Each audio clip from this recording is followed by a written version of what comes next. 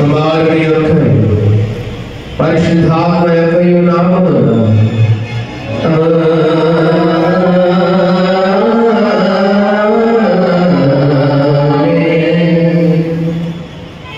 నీ వెలుగును నీ సత్యమును బయలుదేర చేయము. అవి నాకు త్రోవ అవి నీ పరిశుద్ధ పర్వతములను నీ నివాస స్థలములకు నన్ను తోడుకొనవచ్చు. అప్పుడు నేను దేవుని బలిపీఠమునకు నాకు ఆనంద సంతోషములు కలుగు చేయు. దేవుని ఎందుకు చేరగలను. దేవా నా దేవా సితారా వాయించు. నీకు కృతజ్ఞతాస్తుతులు చెల్లించగలను. హెచ్చరికలు చదవగలుగుతాము. మిగిలి ప్రియులారా, మనకు మన ప్రభువైన యేసుక్రీస్తు యొక్క పరిశుద్ధ రాత్రి భోజనములకు రావడాన్ని ఉద్దేశించుచున్నాము. కనుక పరిశుద్ధులైన పౌలు హెచ్చరించినట్లు మనల్ని మనం శ్రద్ధతో పరీక్షించుకుంటా యుక్తమై ఉన్నది. ఎందుకనగా ఎవరు తమ పాపములను వినియోగంగా నప్పుకోగలరు, ఎవరు నీతిని గురించి ఆదరణను కలిగి ఉండరు. అట్టి వాడి ముఖ్యమైన ఆదరించి బలపరచుటకై ఈ పరిశుద్ధ సంస్కారం నియమించబడి ఉన్నది. మనల్ని మనం ఇట్లు పరీక్షించుకుని మన ఎంతో పాపంలో మరణములు తప్ప మరి ఏది ఎన్నో కనపడదు. వీరి నుండి మనం అంతటా మన వ్యక్త మాత్రమును తప్పించుకోలేము. కావున మన ప్రభువైన యేసుక్రీస్తు మన మీద కనికరమ గలవాడై మనకు ప్రతిగా దేవుని పూర్ణ చిత్తమును ధర్మశాస్త్రమును తాను నెరవేర్చుటకును మన కొరకును మన విముక్తి కొరకును మరణమును పొంది మన పాప వలన మనం పొందవలసినదంతయు అనుభవించుటకు ఆయన మనుష్యుడాయను. మనకు మరి ఎక్కువగా దృఢముగా దీనిని నమ్మునట్లు మన విశ్వాసము వలన బలపరపబడి ఆయన చిత్తములకు సంతోషపూర్వకంగా విధేయులమగునట్లు తన రాత్రి భోజనము పరిశుద్ధ సంస్కారము నియమించాడు. దీని యందు తన శరీరములకు ఆహారముగాను తన రక్తమును పానముగాను అనుగ్రహించుచున్నాడు. కాబట్టి క్రీస్తు యేసు యొక్క మాటలను దృఢముగా నమ్మచ్చు. ఎవడు ఈ రొట్టెను తిని ఈ పాత్రను నుండి త్రాగును వాడు క్రీస్తునందును క్రీస్తు వాడి యందును జీవించడు. అతడు నిత్య జీవము గలవాడై ఉండడు. ఆయన మన ప్రాణముల నిమిత్తము అప్పగింపబడి మనము నీతిమంతులుగా తీర్చబడటకై శిలువ మరణము నుండి లేపబడిన సత్యమును బయపరచుచు ఆయన జ్ఞాపకార్థంగా దీనిని ఆచరించవలెను. మరి మనము దీనిని బట్టి ఆయన మిగిలిన హృదయపూర్వకమైన వందనములు చెల్లించుచు మన శిలువనెత్తుకొని ఆయనను వెంబడించి ఆయన మనల్ని ప్రేమించినట్లు ఆయన ఆజ్ఞ ప్రకారం మనమును ఒకరినొకరము ప్రేమింపవలెను. ఎందుకనైనా ఈ ఒకే రొట్టెను పాలు పంచుకొనొచ్చు, ఈ ఒకే పాత్రను త్రాగుచున్నందున మనమందరము ఒక శరీరమై ఉన్నాము. ప్రార్థించుము. సర్వశక్తి గల దేవ, నీకు అందరి హృదయ రహస్యములు కోరికలు స్పష్టంగా తెలిసి ఉన్నవి. దాచబడిన మనదేదీ లేదు. మేము నిన్ను పరిపూర్ణముగా ప్రేమించి నీ పరిశుద్ధ నామమును సరైన రీతిని కనపరచునట్లు మా హృదయ ఆలోచనలను నీ పరిశుద్ధాత్మావేశము వలన పవిత్రపరచుమని నీ కుమారుడును మా ప్రభువైన యేసుక్రీస్తు ద్వారా నిన్ను వేడుకొనుచున్నాము. ఆమేన్. హృదయమును పరిశోధించడం సర్వశక్తి గల దేవుని సముఖమునందు నేను మిమ్మల్ని అడుగున్నదేమనగా, మీరు స్వాభావికముగా పాపులమని చేయవలసిన మీరు చేయగా చేయరాని కీడు చేయొచ్చు. తలంపు వలనను మాటల వలనను క్రియల వలనను మీ రక్షకుడు దేవునికి దుఃఖమును కోపమును కలుగు చేస్తారని అందువలన ఆయన శిక్షావిధికి న్యాయముగా పాత్రుడని మీరు నిజముగా గ్రహించి దుఃఖించుచు ఒప్పుకొనుచున్నారు. యేసుక్రీస్తు పాపులను రక్షించుటకు ఈ లోకములకు వచ్చినని ఆయన నామమును విశ్వాసముంచు వారందరికీ పాప పరిహారము కలుగునని నిశ్చయముగా నమ్ముచున్నారు.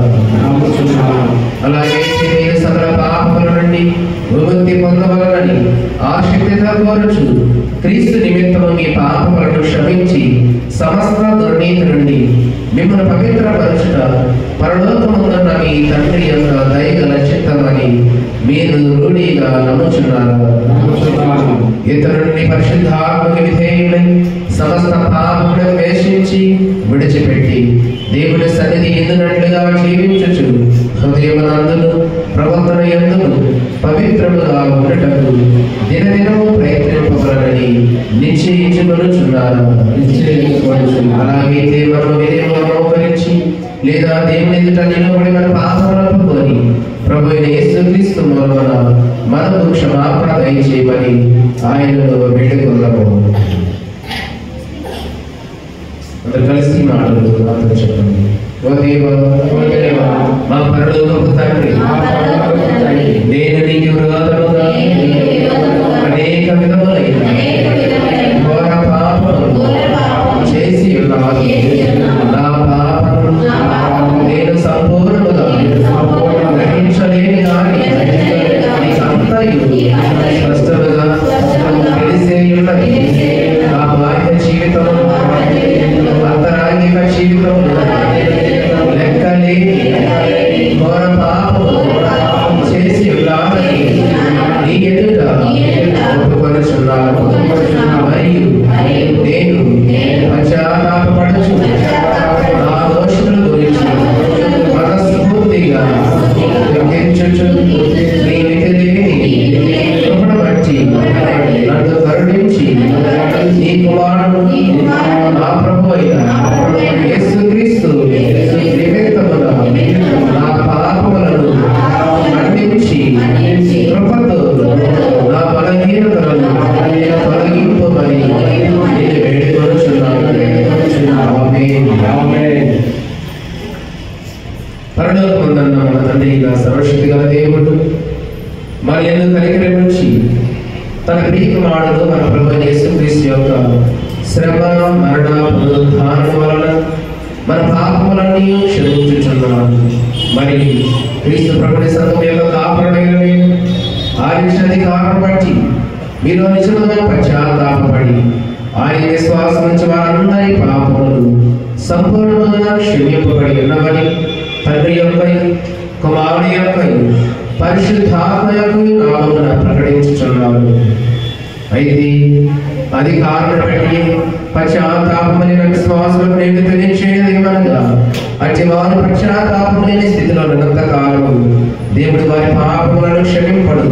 మరియు కృపాలను అంతము దాకా నిజ పశ్చాత్తాపము లేకయు క్రీస్తునందు విశ్వాసం ఉంచుతయ్యున్న ఎడల దేవుడు నిశ్చయముగా వారి దోషములను వారి మీదకి రప్పించును.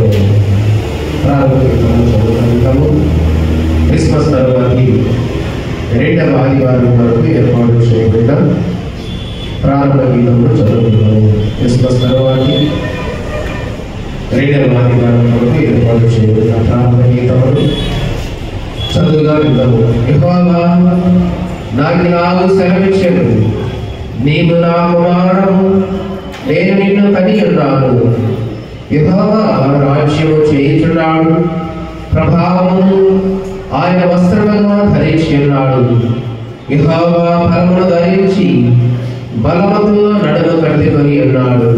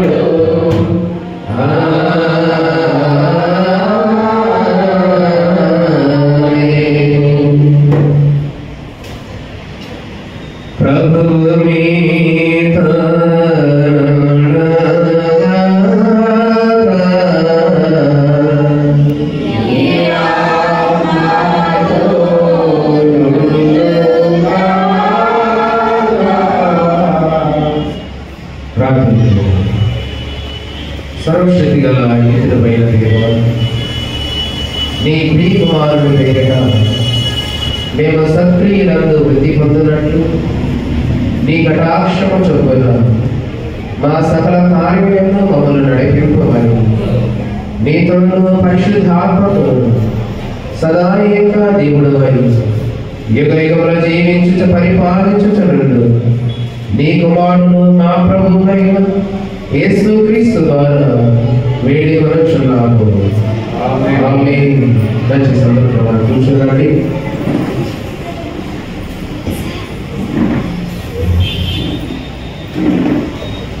ప్రభువునందు ప్రియమైన దేవుని సంగమా ప్రియులారా, క్రిస్మస్ తర్వాతి రెండవ ఆదివారం కొరకై ఏర్పాటు చేయబడిన పరిశుద్ధ గ్రంథం నుండి దైవలేఖ భాగములను చదువుదాము. పత్రికా పాఠ్యభాగముగా పేతురు గారు రాసిన 4వ అధ్యాయము 12 నుండి 19 వచనాలను చదువుకుందాము. క్రిస్మస్ తర్వాతి రెండవ ఆదివారం కొరకై ఏర్పాటు చేయబడిన పత్రిక పాఠ్యభాగము పేతురు గారు రాసిన మొదటి పత్రిక 4వ అధ్యాయము 12వ వచనం నుండి 19వ వచనాలు కలిగిన లేఖన భాగములు మన దగ్గర ఉన్నటువంటి దయానంద గారు పత్రిక పాఠ్యభాగాన్ని చదివిస్తారు.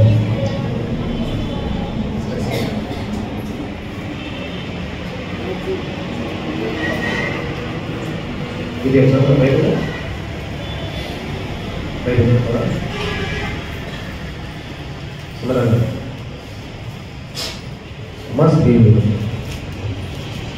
స్త్రీలు చదువుతారా? పత్రిక పంచభాగాన్ని పత్రిక స్వాతంత్ర పంచభాగం స్త్రీలు చదువు.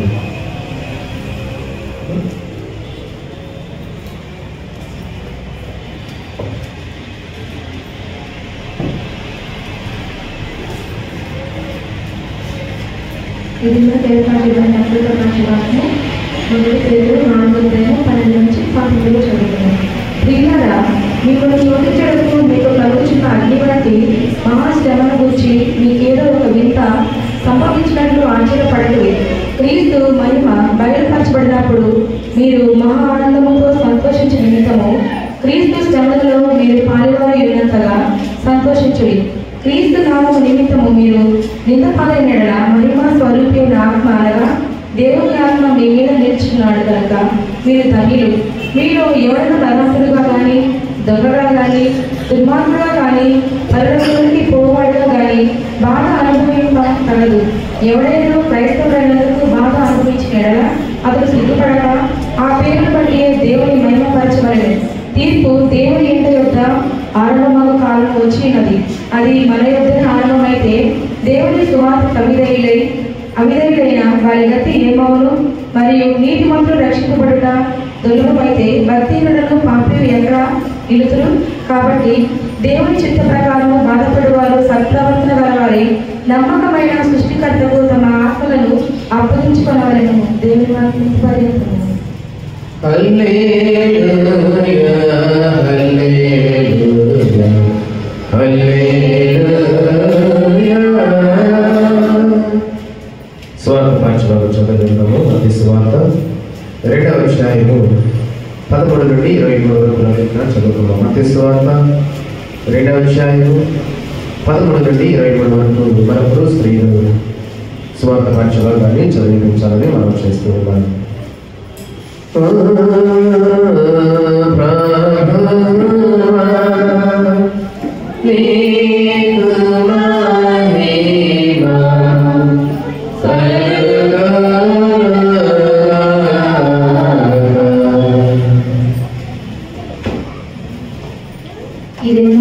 ఏర్పాటు చేయబడిన స్వార్థ పంచభాగము మత్తయి సువార్త 2వ అధ్యాయము 11వ వచనం నుంచి 23వ వచనముల వరకు చదువుతున్నాము. వారు ఆ నక్షత్రమును చూచి అత్యానంద భరితులై ఇంటిలోనికి వచ్చి తల్లి అయిన మరియను ఆ శిశువును చూచి సాగిలపడి ఆయనను పూజించి తమ పెట్టెలు విప్పి బంగారమును, సాంబ్రాణిని, బోళమును కానుకలుగా ఆయనకు సమర్పించింది. తరువాత హేరోదు నద్దకు వెళ్ళవద్దని స్వప్నమందు దేవుని చేత బోధింపబడిన వారై వారు మరియొక మార్గమున తమ దేశమునకు తిరిగి వెళ్ళింది. వారు వెళ్ళిన తరువాత ఇదిగో ప్రభువు దూత స్వప్నమందు యోసేపునకు ప్రత్యక్షమై హేరోదు ఆ శిశువును సంహరింపవలెనని ఆయనను వెతకబోచున్నాడు కనుక నీవు లేచి ఆ శిశువును ఆయన తల్లిని వెంట పెట్టుకొని ఐగుప్తునకు పారిపోయి నేను నీతో తెలియజెప్పు వరకు అక్కడనే ఇవ్వమని అతనితో చెప్పాను.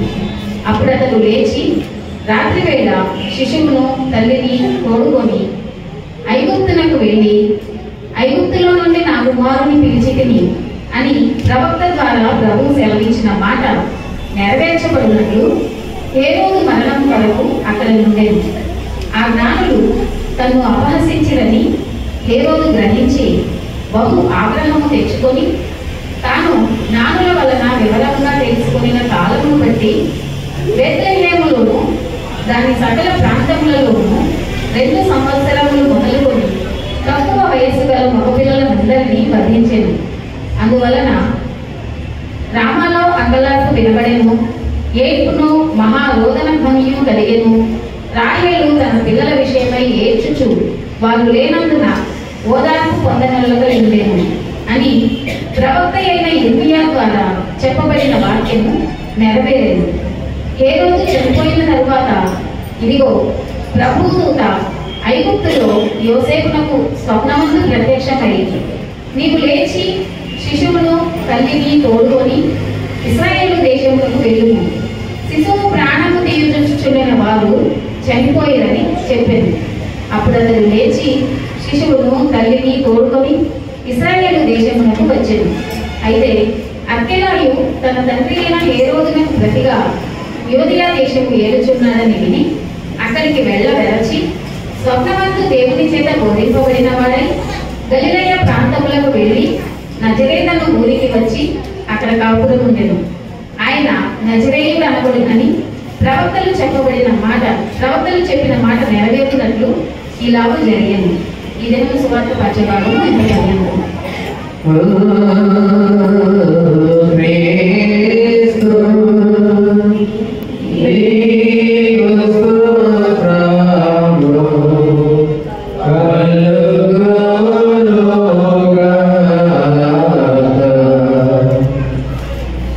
విశ్వాస ప్రమాణము నాతో కలిసి చెప్పారు.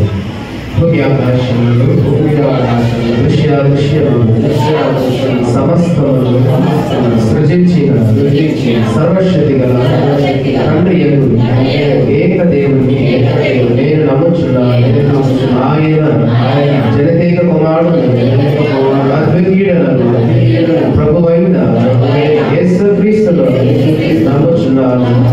ఈయన జగములన్నిటికీ తండ్రి నుండి ఎదిగినవాడు, దేవుని నుండి దేవుడను, వెలుగు నుండి వెలుగును, నిజమైన దేవుని నుండి నిజమైన దేవుడను, సృజింపబడగా జన్మించిన వాడు, తండ్రితో ఏకతత్వము గలవాడు, సమస్తమును కలుగు చేసిన వాడునై ఉన్నాడు. ఈయన మానవుల మగు మన కొరకు మన రక్షణ కొరకు పరలోకము నుండి దిగి కన్యకు మరియు నుండి పరిశుద్ధాత్మ వలన అవతరించి పుట్టి మనుష్యుడు ఆయనని భక్తులకు అధికారము కింద మన కొరకు శిలువ వేయబడి శ్రమనంది సమాధి చేయబడి లేఖనముల ప్రకారం మూడవ దినమున తిరిగి లేచి పరలోకమునకు తండ్రి యొక్క కుడి చేతి వైపున కూర్చుని ఉన్నాడని సజీవులకు మృతులకు తీర్పు చేయటం తిరిగి మహిమతో వచ్చునని ఆయన రాజ్యములకు అంతము లేదని నమ్ముచున్నాను. తండ్రి నుండి కుమారుడి నుండి బయలువెడవచ్చు తండ్రితోను కుమారుడితోను ఏకముగా ఆరాధింపబడచ్చు, మహిమపరచబడచ్చు. ప్రవక్తల ద్వారా మాట్లాడిన వాడు జీవమునకు దాతయు ప్రభువునకు పరిశుద్ధాత్మను నమ్ముచున్నాను. మరియు పరిశుద్ధమైన క్రైస్తవ అపోస్తలుల ఏక సంఘమును నమ్ముచున్నాను. పాప పరిహారమైన ఒకే బాప్తిస్మము ఒప్పుకొనుచు మృతుల పునరుద్ధానం కొరకు రాబోవు లోక సంబంధము బ్రతుకు కొరకు నిరీక్షించుచున్నాడు. ఆమేన్. ఆమేన్. దయచేసి కూర్చోండి.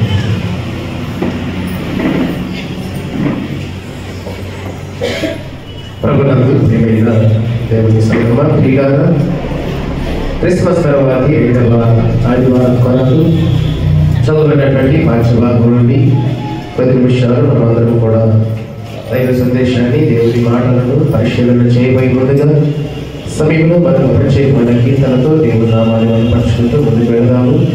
ఆసక్తి కలిగిన వారు మరి సమయంలో మంచి కీర్తన పాడి వినిపించవలసిందిగా ప్రేమతో ముందుకే ఆహ్వానిస్తూ ఉన్నాను.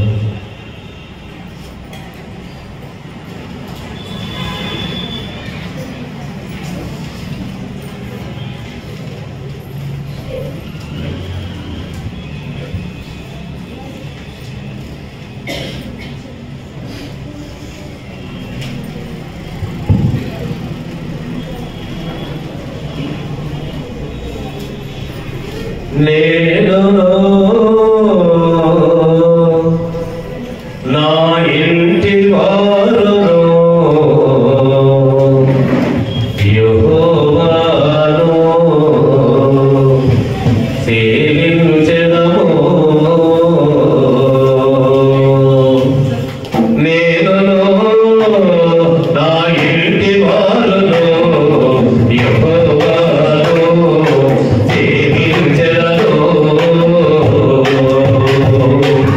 ఆయనే సజీవుడని, ఆయనే విజయుడని, ఆయనే సజీవుడని, ఆయనే విజయుడని, సిలువలోన నీకు నాకు విజయము చేకూర్చునని, సిలువలోన నీకు నాకు విజయము చేకూర్చునని.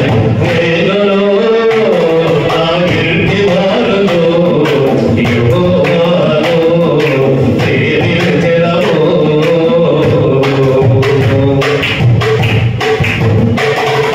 శ్రమలో శోధనలో మరణమందకములో శాంతి సమాధానం దయచేసిన దేవుడు. శ్రమలో శోధనలో మరణమందకములో శాంతి సమాధానము దయచేసిన దేవుడు. ఆశా నిరాశలో ఆవేదన వలయములో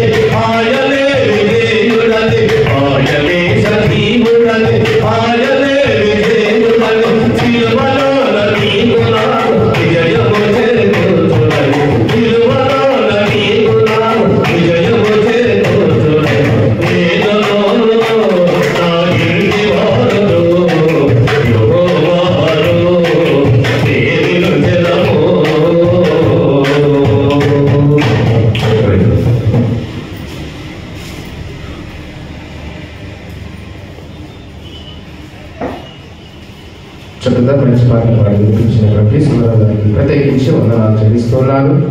దైవాశీర్వాదం తీసుకొని దేవుని వాక్యం వినగలరు. అందరూ కూడా పైకి లేచి నిలబడండి. తండ్రి కుమార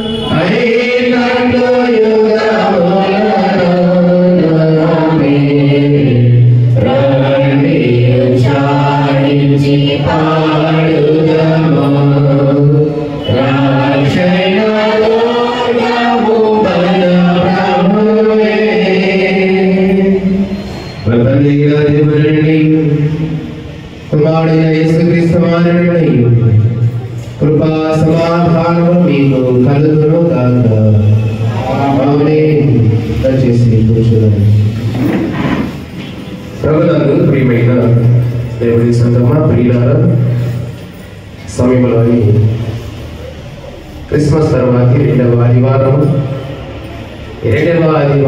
ఆరాధనలో ఇంతవరకు చక్కగా పాటల ద్వారా ఆరాధన ద్వారా దేవుడి నామాన్ని మహిమపరిచున్నాము.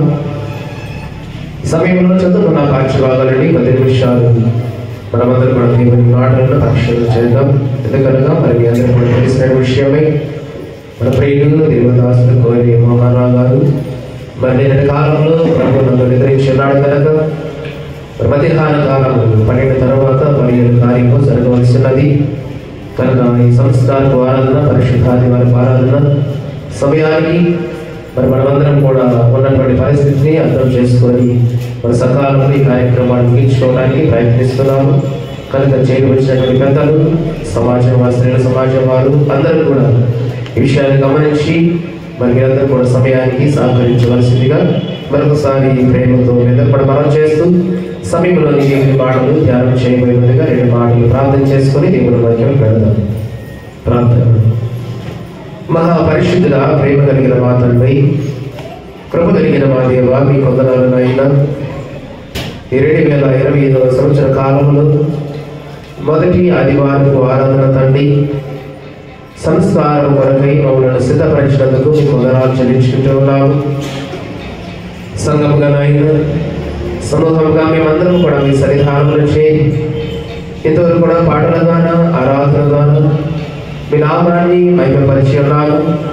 10 నిమిషాలు నాయన చదవబడిన భాష భాగం నుండి మేమందరం కూడా నాయన దేవుని మాటలను పరిశీలన చేయటం కొరకై ఆసక్తి కలిగిన ఆయన మీ సహాయం కొరకు ఎదురు చూస్తూ ఉన్నాము. మీ ఆత్మ చేతనైన మమ్మల్ని నింపండి.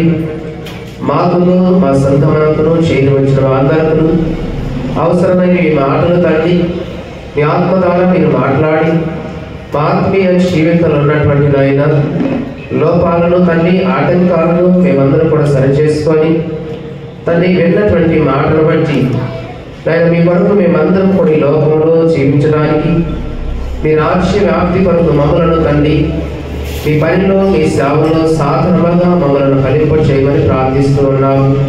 వెనుకలిగే చెవి, గ్రహించే మనస్సు, లోబడి హృదయాన్ని దయచేసి దానికి రావలసిన బిడ్డలు కూడా మీ చిత్తమైతే సకాలంలో మీ మందిరం కూడా నడిపించి ఈ ప్రార్థన సహవాసం అంతట్లో మీరే ఘనత మహిమ ప్రభావం పొందుకొని ఈ పరిశుద్ధ ఆదివారపు దీవెనలు ఆశీర్వాదములు మాకును సంఘానికి చేరువచ్చిన ప్రతి ఒక్కరికి మీరు అనుగ్రహించమని మా ప్రభువును రక్షకుడైన యేసుక్రీస్తు వారి పరిశుద్ధ నామమును బట్టి ప్రార్థించి అడిగి వేడుకుంటున్నాము తండ్రి, ఆమేన్. మీరందరికీ కూడా ముందుగా మన ప్రభు యేసుక్రీస్తు వారి పరిశుద్ధ నామములో శుభాలు వందనాలు తెలియజేస్తున్నాను. పిల్లల చదవబడినటువంటి ఈ లేఖన భాగాన్ని మనం పరిశీలన చేద్దాం. పేతురు రాసిన మొదటి పత్రిక 4వ అధ్యాయము 12వ వచనం నుండి 19వ వచనాలు కలిగిన ఈ మాటల్లోని కొన్ని విషయాలు మనం పరిశీలన చేయగలిగినట్లయితే, అపొస్తలుడైన పేతురు గారు క్రీస్తును అంగీకరించిన తర్వాత లేదా వారు క్రీస్తు దగ్గరకు క్రీస్తు యొక్క అపొస్తలులుగా యేసుక్రీస్తు వారిని సంరక్షించడం కొరకై, యేసుక్రీస్తు వారిని స్వీకరించడం కొరకై వస్తున్నటువంటి సమాజాన్ని ఈ అపొస్తలులందరినీ కూడా ఉద్దేశించి క్రైస్తవ జీవితంలోని ఎదురయ్యే సమస్యల గురించి, క్రైస్తవ జీవితంలో ఎదుర్కొపోయే మహాశ్రమల గురించి, ఎందుకంటే క్రైస్తవ జీవితం అంటే మనం అనుకున్నంతగా, అంటే జీవించడం అనేది అనుకున్నంత తేలికైన విషయం కాదు. రోమా సామ్రాజ్యాన్ని విడిచిపెట్టి, రోమా ప్రభుత్వాన్ని విడిచిపెట్టి, ఏమిటి ఆ మతాన్ని, యూదా సామ్రాజ్యాన్ని లేదా ధర్మశాస్త్రాన్ని విడిచిపెట్టి, ధర్మశాస్త్ర సంబంధమైన క్రియలన్నీ ఆచారాలన్నీ కూడా విడిచిపెట్టి యేసుక్రీస్తును రక్షకుడిగా అంగీకరించి క్రీస్తు చూపించిన మార్గాన్ని ఉన్నటువంటి సమాజంలో జీవించడం అనేది, బ్రతకడం అనేది మీరు అనుకున్నంత తేలికైతే కాదు.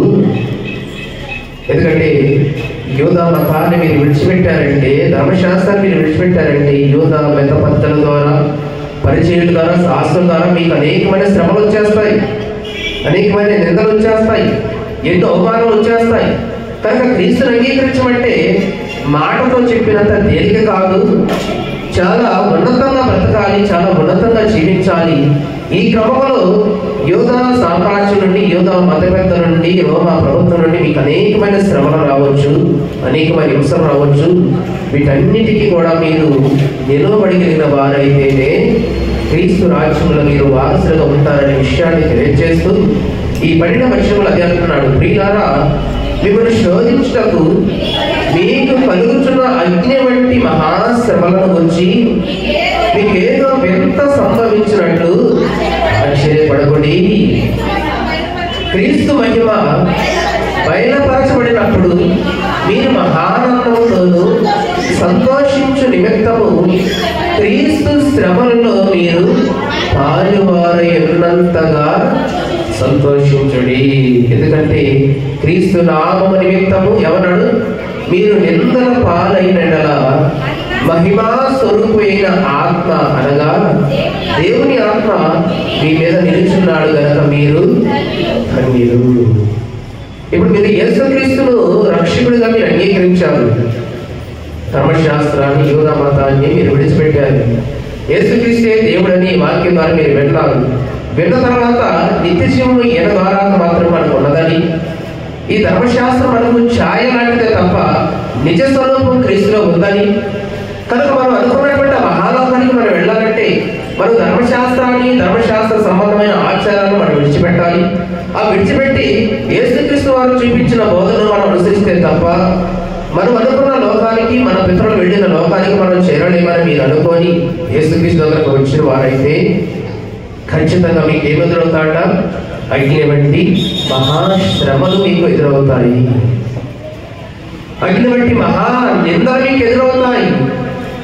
కనుక ఏంటి, మేము దేవుని నమ్మకున్న తర్వాత, క్రీస్తుని అంగీకరించిన తర్వాత మా జీవితంలో ఈ శ్రమలేంటి, ఈ కష్టాలేంటి, ఈ నిందలేంటి, ఈ బాధలేంటి అని మీరు అనుకోని మీరు ఆశ్చర్యపడి మరణ వెనకకి వెళ్ళే అవకాశం ఉందేమో. ఒకసారి మిమ్మల్ని మీరు పరిశీలన చేసుకొని దేవుని ఎదుకండి. ఎందుకంటే ఇది నిజమైన మార్గము. యేసుక్రీస్తు వారి నడకన మార్గము ఇరుకు మార్గం. ఇది విశాల మార్గం కాదు మన ఇష్టానుసారంగా బ్రతకడానికి. ఇది విశాల మార్గం కాదు మనకు నచ్చినట్లు మనం జీవించడానికి. ఇది విశాల మార్గం కాదు మనకు నచ్చిన కార్యక్రమాలు మనకు చేయడానికి. ఇది ఇరుకు మార్గము, చాలా నిందలతో, అవమానాలతో ఈ మార్గంలో మనం ప్రయాణం చేయవలసిన వారమై ఉన్నాము. ఇంతవరకు ధర్మశాస్త్రం కింద ఉన్నాం. వారు చెప్పిన ఆచారాలు మనం అనుసరించాం, వారు చెప్పిన సిద్ధాంతాలు మనం అనుసరించాం.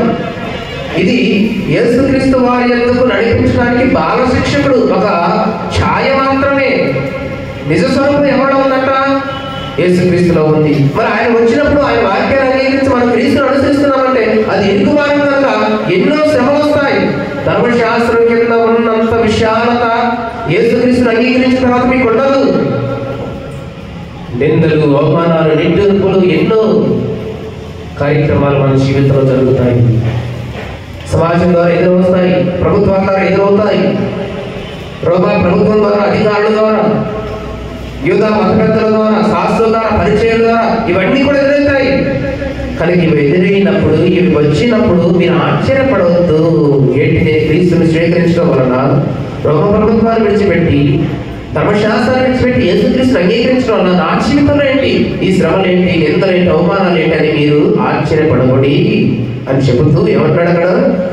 క్రీస్తు మహిమ బయలుపరచబడినప్పుడు మీరు ఆనందంతో సంతోషించు నిమిత్తము క్రీస్తు శ్రమలలో మీరు పాలువారై ఉన్నంతగా సంతోషించడు. ఎందుకంటే క్రీస్తు నామము నిమిత్తము మీరు నిందల పాలైనలా మహిమా స్వరూపైన ఆత్మ అనగా దేవుని ఆత్మ మీ మీద నిలుచున్నాడు కనుక మీరు ధన్యులు. ఎందుకంటే మీరు ఎవడు నరహంతుడుగా గాని, దొంగగా గాని బాధ అనుభవింప తగదు. తప్పు చేసినప్పుడు, దొంగతనం చేసినప్పుడు, తప్పు పట్టబడినప్పుడు, వీటిని పట్టబడినప్పుడు నువ్వు శిక్ష అనిపించినప్పుడు నువ్వు బాధపడాల్సిన అవసరం ఏంటి? నువ్వు తప్పు చేసావు కనుక బాధ అనుభవిస్తున్నావు, దొంగతనం చేసావు కనుక శిక్ష అనుభవిస్తున్నావు.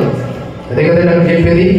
నువ్వు నరహంతుడుగా మనిషిని చంపావు కనుక, ఒక మనిషి అన్యాయంగా ప్రాణం తీసావు కనుక నీకు ఈ శిక్ష నువ్వు అనుభవిస్తున్నావు కనుక నువ్వు బాధపడాల్సిన అవసరం ఏంటి?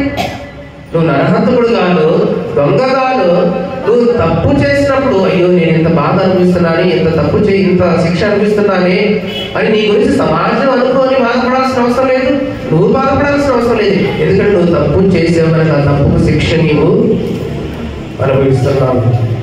కనుక ఏ తప్పు చేయకపోయినా, ఏ నేరము చేయకపోయినా, ఏ పాపము చేయకపోయినా దేవుని నిమిత్తము, సువార్త నిమిత్తము, పరిచరణ నిమిత్తము నువ్వు ఏమండి శిక్ష అనుభవిస్తున్నావు అనుకోండి, అవమానాలను భరిస్తున్నావు అనుకోండి, అప్పుడు ఏం చేయాలంట? ఏ తప్పు చేయలేదే నేను, ఏ పాపము చేయలేదే, ఎవరికి నేను హాని చేయలేదే, ఎవరికి నేను ఏ కీడు చేయలేదే, నమ్మకంగా, యథార్థంగా, నీతిగా దేవుడు అప్పగించిన పనిలో నేను నిర్దోషిగా, నిందాధీనుడిగా ఈ పని నేను జరిగిస్తున్నప్పటికీ కూడా ఎందుకు ఈ సమాజం నుండి నాకు ఈ సమస్యలు, ఎందుకు ఈ సమాజం నుండి నాకు ఈ నిందలు, ఎందుకు వీరి నుండి నాకు ఈ బాధలు, ఈ అవమానాలు కలుగుతున్నాయని చెప్పేసి నువ్వు బాధపడకూడదు అంటావు. మరి ఏం చేయాలి? సంతోషించమంటున్నాడు. అదేంటి? తప్పు చేయకుండా శిక్ష అనిపిస్తుంటే సంతోషించడం ఏంటి? ఏ నేరం లేకుండా మనుషులు నిందిస్తుంటే ఎలా సంతోషంగా ఉండాలి? ఏ పాపం చేయకుండా అవమానాలు భరిస్తుంటే ఎలా సంతోషంగా ఉండాలి? బాధ కదా ఎవరికైనా. తప్పు చేసినాడు వదిలిపెట్టి తప్పు చేయని వాడిని బంధిస్తుంటే, బాధ పెడుతుంటే, అవమానపరుస్తుంటే, నిందిస్తుంటే ఎవరు సంతోషం అంటారండి? బాధ కదది. బాధ, అవమానమా, నింద కాదా? ఏమండి?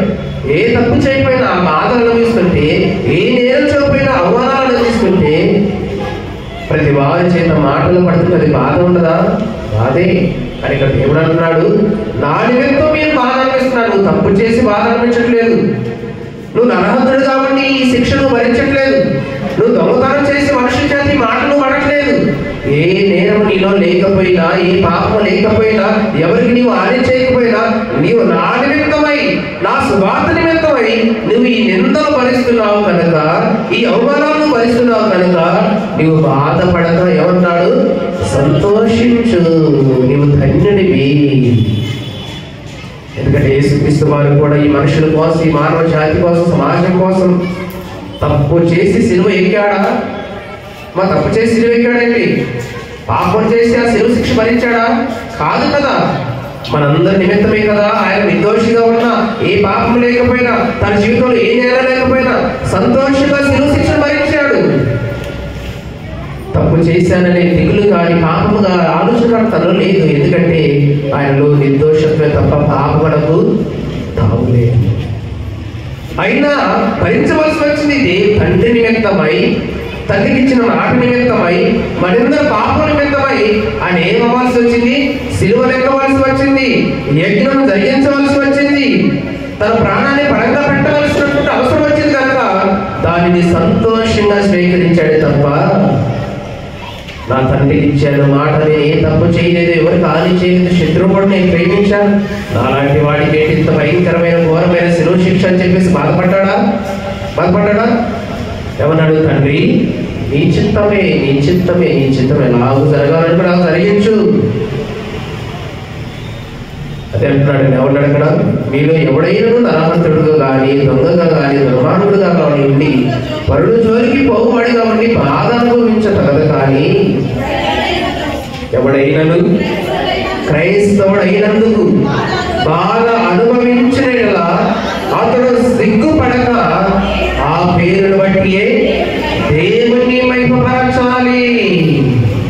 అసలు క్రైస్తవ జీవితం అంటేనే శ్రమ. క్రైస్తవ జీవితం అంటే ఎందుకంటే ఇరుకు మార్గం అన్నాడు కదా. అన్నిటినీ ఓర్చుకోవాలి, అన్నిటినీ సహించాలి. కాబట్టి ఎన్నెన్నో మాటలు, ఎన్నెన్నో అవమానాలు, ఎన్నెన్నో ఆలోచనలు చేసినా, చేయకపోయినా, మాట్లాడినా, మాట్లాడకపోయినా ఇవన్నీ కూడా సమాజంలో మనకు ఎదురవుతాయి. కోపపడకుండా సామరస్యంగా సమాధానంతో అర్థం చేసుకొని దేవుడే తీర్పు తీర్చేవాడు, దేవుడికి సమస్తానికి అప్పగించి ముందుకు వెళ్ళాలి తప్ప మనం బాధపడకూడదు అంటారు.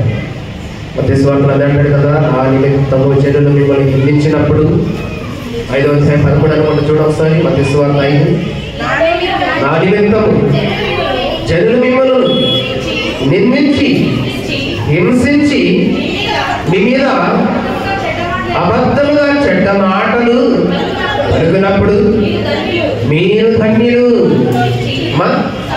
సంతోషించి ఆనందించుడి.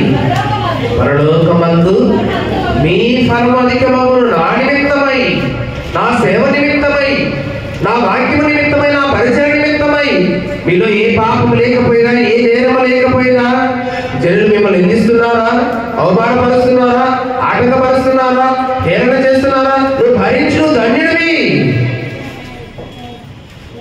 ఎవరికి చెప్పుకున్నంత తేలిక కాదండి ఈ మాట. ఎదుటోడు ఒక మాట అనగానే అసలు ఎక్కడ లేని కోపం చేస్తాం మనకి. మనం ఏంటనే విషయాన్ని కూడా మనం మర్చిపోతాం కదా. ఎందుకు అనాలి అనవసరంగా, నన్ను ఎందుకు మాట్లాడాలి నా గురించి, ఎంతటి వాడికి నేను కోపం వచ్చేస్తుంది. ఆవేశం కోపం దాని వలన అనార్థాలకు దారి చేస్తుంది, ఎన్నో సమస్యలు సృష్టిస్తుంది, మన జీవితాల్లో నెమ్మది లేకుండా చేస్తుంది.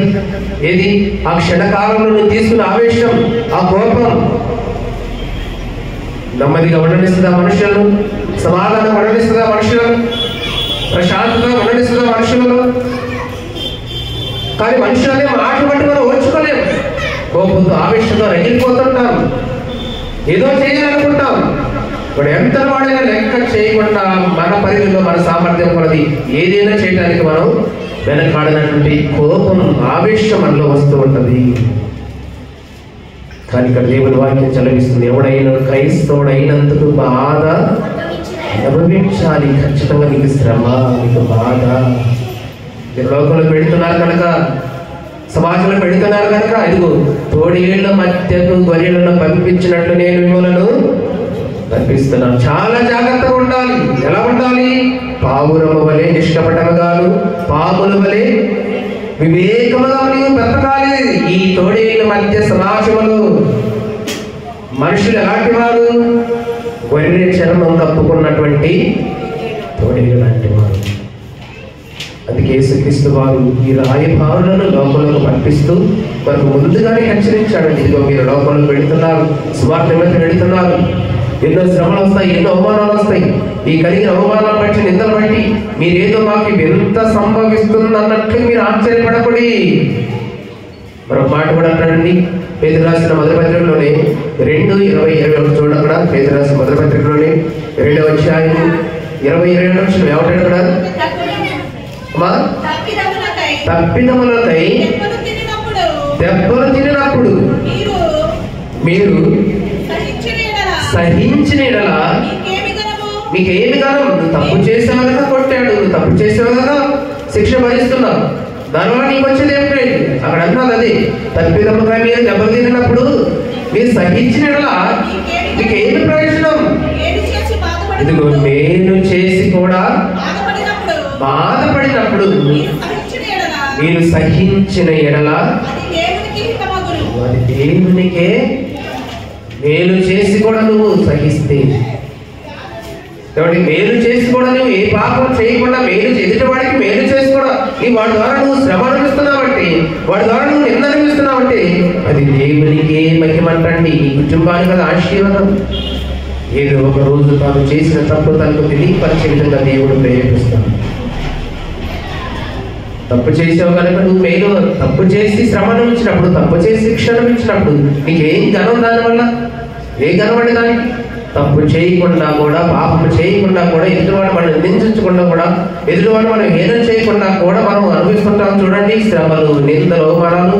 అప్పుడు అదంటే నీకు మేలు అంటది, అది దేవునికి మహిమకరం అంటండి, అది దేవునికి సంతోషకరం అంట. ఇక ఈ మామూలు శ్రమలే కదా, ఇది బట్టి మహాశ్రమలు కూడా నీ జీవితంలో వస్తాయి. వాటిని కూడా నువ్వు సహించగలిగినటువంటి సామర్థ్యాన్ని, అంతటి ఓర్పును, సహనాన్ని ఒక క్రైస్తవుడిగా మనం సంపాదించుకోవాలి. అది మనలో లేనప్పుడు మన భక్తి వ్యక్తమే, మన ప్రార్థన వ్యక్తమే, మన విశ్వాసం వ్యక్తమే. అసలు క్రైస్తవం కూడా అనడానికి అర్హత లేదు. ఏది ఆ శ్రమలు, ఆ బాధలు, ఆ నిందలను భరించకపోతే దేవుని నిమిత్తమై, సువార్త నిమిత్తమై ఎవరి కొరకు అనిపిస్తున్నాయి? అది కూడా దేవుని నిమిత్తమే కదా, సువార్త నిమిత్తమే కదా. 4:15-16 చూడండి అమ్మా. అదే అధ్యాయంలోనే పేతురు రాసిన మొదటి పత్రిక 4వ అధ్యాయం 15-16 అదే చివరి మాట్లాడతాడు. ఇదిగో మీలో ఎవడను నరహంతకుడుగా గాని, దొంగగా గాని, దుర్మార్గుడుగా కానీ పరుల జోలికి పోక బాధ అనుభవింప అలా వెళ్ళకూడదు. ఎవరి జోలికి మనం వెళ్ళకూడదు. దొంగతనాలకు, నరహంతకులు, పొరుగువాడిని హింసించే విధంగా, బాధ పెట్టే విధంగా అది మీకు మంచిది కాదు, అది మీకు తగదు. అయినా మీరు నీతిగా, యథార్థంగా, భక్తిగా దేవుళ్ళు ఉంటున్నారా? అయినా నిందలు వస్తున్నాయా, అవమానాలు వస్తున్నాయా, ఆటంకాలు వస్తున్నాయా? వాటిని భరించు, సహించు, సంతోషించు. నువ్వు ధన్యుడివి. నీకు మేలు కలుగుతుంది తప్ప కీడు రానివ్వడు దేవుడు. ఎందుకంటే ఆయన నీ మీద నిలుచున్నాడు. ఆయన ఆత్మ నీ మీద నిలుచున్నదే కనుక. రాయబారులకు యేసుక్రీస్తు వారు ఇచ్చినటువంటి సందేశం అండి. అపోస్తల కార్యములు 14వ అధ్యాయం 22వ వచనం మనం చూడగలిగితే ముగించుకున్నాం. ప్రియులారా, అపోస్తల కార్యములు 14వ అధ్యాయం 22వ వచనం ఎవరు అక్కడ? ఇదిగో శిష్యుల మనుషులను దృఢపరచుచు విశ్వాసమందు నిలకడగా ఉండవలనని అనేక శ్రమలను అనుభవించి మనము దేవుని రాజ్యమును ప్రవేశింపవలనని వారిని ఏం చేశాడంట? శిష్యుని ఎలా బలపరిచాడా? అయ్యా, శ్రమలు వస్తాయి, నిందలు వస్తాయి, అవమానాలు వస్తాయి. పరలోకం అంటే మనకు ఊరికే రాదు. బాప్తిసం పొందినంత మాత్రంలో పరలోకానికి మనం సెలెక్ట్ అయినట్లు, పరలోకానికి మనం అర్హులమైనట్లు అనుకోకూడదంట. ఎన్నో శ్రమలు వస్తాయి ఈ జీవిత ప్రయాణంలో. నువ్వు ఆ లోకానికి చేరుకున్నంత వరకు, లేదా దేవుడు నీకు ఇచ్చినటువంటి ఆయుష్కాలం అంతా కూడా మనం అందరం కూడా సువార్త నిమిత్తమై, దేవుని నిమిత్తమై ఎన్నో శ్రమలను అనుభవించాలి. కనుక మీరు నిందలు వస్తున్నాయి, నీ అవమానాలు వస్తున్నాయి, నీ విశ్వాసాన్ని తొలగిపోవద్దు, మందిరాన్ని మానుకోవద్దు, దేవుడిని విడిచిపెట్టవద్దు. ఇవన్నీ వస్తాయి. వీటిని అనుభవిస్తేనే మనం పరలోకానికి వెళ్ళిపోతాం. ఎవరంటారు దేవుడు? వీటిని మనం అనుభవిస్తేనే పరలోకానికి వెళ్ళిపోతామని. ఇదిగో అల్ప విశ్వాసంతో, అవిశ్వాసంతో చెదిరిపోతున్నటువంటి శిష్యులందరూ కూడా ఆయన ఏం చేశారంట? దృఢపరిచారంటండి. వాళ్ళు బలపరిచారంట వాక్యం ద్వారా. ఇవన్నీ మనం అనుభవిస్తేనే పరలోకానికి వెళ్ళగలము. మనకి ఏమదే కదండి, మన గమ్యం అదే కదా. మనం దేవుని నమ్ముకుంది ఆ రాజ్యానికి చేరాలనే కదా. మానవ జీవితాల్లో మరణం అనేది ఏ క్షణములు, ఏ కాలంలో ఎలా సంభవిస్తుందో ఎవరికి తెలియదండి. క్షణకాలంలో ఏమైనా జరగవచ్చు. మరి ఈ మందిరం నుండి ఇంటికి వెళ్ళేటప్పుడు ఏమైనా జరగవచ్చు. గ్యారెంటీ లేనటువంటి జీవితాలు. దేవుని ఆయుష్కాలం అండి, దేవుని యొక్క ఆయుష్కాలము మన పట్ల ఎలా ఉన్నది ఎవరికీ తెలియదండి. క్షణకాలములు ఈ లోకాన్ని విడిచిపోయే ఈ దేహానికి, ఈ బ్రతుకు కొరకు, అల్పకాలమైనటువంటి ఈ లోకపు ఆలోచన కొరకై, ఈ లోకపు అధికారుల కొరకై మనం ప్రయాసపడి తరతరాలు తండ్రితో ఉన్నటువంటి మహాభాగ్యాన్ని కోల్పోతున్నామంటే మనకంటే దౌర్భాగ్యం ఎవడు కూడా ఈ సమాజంలో ఉండడండి. అందుకన్నాడు ఏమన్నాడు? మనుషుల శిష్యులను ఎలా దృఢపరుస్తున్నారు? ఇదిగో మనం శ్రమలు అనుభవించాలయ్యా, ఎన్నో కష్టాలు వస్తాయి, ఎన్నో నిందలు వస్తాయి. ఇవన్నీ మనం అనుభవిస్తేనే పరలోకానికి వెళ్ళిపోతాం. కనుక మీరు విశ్వాసంలో బలహీనపడవద్దు, వెనకటి వెళ్ళిపోవద్దు, దేవుడిని విడిచిపెట్టవద్దు, వాక్యాన్ని మర్చిపోవద్దు, మందిరాన్ని, సహవాసాన్ని విడిచిపెట్టవద్దు. ఏమండి, అంతగా ప్రతిమలు ఆడుకొని చెప్పాల్సిన అవసరం ఆయనకి ఏంటండి? మనమందరం దేవుని పిల్లలు, ఒక తండ్రి సంతానం అండి. మనమందరం వెళ్ళాల్సిన లోకం ఉంటుందండి. అక్కడికి వెళ్ళాలి. లోకం అనే మాయలో, ముసుగులో, భ్రమలో ఉండిపోతుంది. అన్న తండ్రితో ఎప్పటికీ అంతం లేనటువంటి ఆ రాజ్యంలో నివాసం చేయవలసిన మనం ఏమండి ఆ సత్యం అర్థం కాక ఈ లోక భోగాలకు అలవాటు పడిపోయి, ఈ లోక వ్యసనాలకు అలవాటు పడిపోయి, ఇదే సుఖం అనుకొని, ఇదే స్వర్గం అనుకొని అంతరాంతరంగా ఈ జీవితాలు ముగిస్తూ ఎప్పటికీ తిరిగి రాని పాతాళానికి వెళ్ళిపోతుంటే కన్న తండ్రి మనసు బాధపడదు. ఆయన నమ్మి ఆయన గురించి లోకానికి వచ్చినటువంటి ఆయన శిష్యుల మనసు బాధపడదండి. అందుకే నన్ను అక్కడ బాధపడుతూ అంటున్నాడు, విశ్వాసమందు మీరు ఎక్కడగా ఉండండి. ఇవన్నీ వస్తాయి, ఇవన్నీ వస్తాయి. ఏం చేయలేము మనల్ని. మనం వెళ్ళాల్సిన లోకం ఒకటి ఉంది, ఎక్కడికి వెళ్ళాలి. రోమపత్రిక 8:17 కూడా మాట్లాడతాడండి. రోమపత్రిక 8:17 ఏమంటాడు అక్కడ? రోమపత్రిక 8 అమ్మా, మనం పిల్లలమైతే వారసులము, అనగా దేవుని వారసులము, క్రీస్తుతో కూడా మహిమ పొందుటకు ఇదిగో ఆయనతో ఏమన్నాడు అక్కడ? మీరు వారసులు అవ్వాలంటే క్రీస్తు నిమిత్తము మీరు కూడా దేవుని రాజ్యంలోకి వెళ్ళాలంటే మనం క్రీస్తుతో కూడా శ్రమ పడిన ఎడల క్రీస్తుతో వారు అంటే శ్రమ లేకపోతే వారసులు అవ్వలేవా? నిందలు భరించకపోతే యేసుక్రీస్తుతో నీకు వారసత్వం రాదా అంటే రాదంటున్నాడు అక్కడ. యేసుక్రీస్తులాగా ఈ సమాజంలో నువ్వు నిందలు భరించకపోతే దేవుని నిమిత్తమై యేసుక్రీస్తులాగా నీ సమాజంలో అవమానాలు పొందకపోతే ఆయన వారసులని చెప్పుకునే అవకాశం లేదు. ఆయన వెళ్ళిన లోకానికి వెళ్ళడానికి అవకాశం కూడా శ్రమ పడితేనే, నింద భరిస్తేనే, అవమానం పడితేనే దేవుని రాజ్యానికి మనం అర్హులం అవుతాం. అది కదండి యేసు మరియల జీవితంలో కూడా ఎలాంటి శ్రమలు చేసింది? ప్రదానం చేయబడ్డారు, వివాహం జరగలేదు, ధర్మశాస్త్ర ప్రకారం ప్రదానం చేయబడిన రోజు నుండి వారిద్దరు భార్యాభర్తలుగా పరిగణించబడతారు. భార్యాభర్తలుగా పరిగణించబడినప్పటికీ ధర్మశాస్త్ర ప్రకారం 1 సంవత్సరం వరకు వారికి వివాహ కార్యం అనేది జరగదు. శారీరకంగా వారు ఏకం కావడానికి అవకాశం లేదు. ధర్మశాస్త్ర ప్రకారం వారు ప్రదానం చేయబడ్డారు, భార్యాభర్తలుగా పరిగణించబడ్డారు.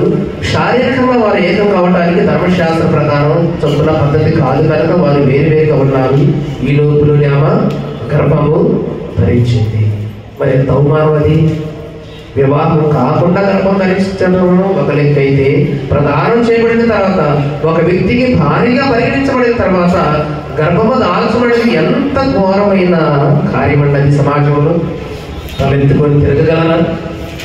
ఏంట్రా మీకు ప్రదానం చేయబడింది, ఇంకా వివాహం కూడా కాలేదు, మీరు శరీరంగా ఏం కాకమునిపే ఏంటి గర్భవతి అయిందంటగా, కుమారుడు కంటుందంటగా అంటే ప్రదానం చేయబడిన ఈ వ్యక్తికి ఎంత అవమానము! శరీరంగా ఏకం కాకముందే గర్భాన్ని ధరించిన ఆ వ్యక్తికి ఎంత అవమానము! సమాజంలో తిరగగలరా? బయటికి రాగలరా? ఎంతటి మహాఘోరమైన శ్రమ అంటున్నాడు. అగ్గిని బట్టి మహాశ్రమలు కూడా వస్తాయి మీకు దేవుని నిమిత్తమై. ఎవరి నిమిత్తమై వచ్చినది? దేవుని యొక్క ప్రణాళిక, సంకల్పం. ఆయన నిమిత్తము వచ్చినటువంటి నిందే తప్ప మరియకు యేసప్పుకు వారు చేసింది కాదని. వారు మనుషులుగా వారి యొక్క చేసిన పనిని బట్టి వారికి వచ్చిన నిందలు, అవమానాలు కాదు.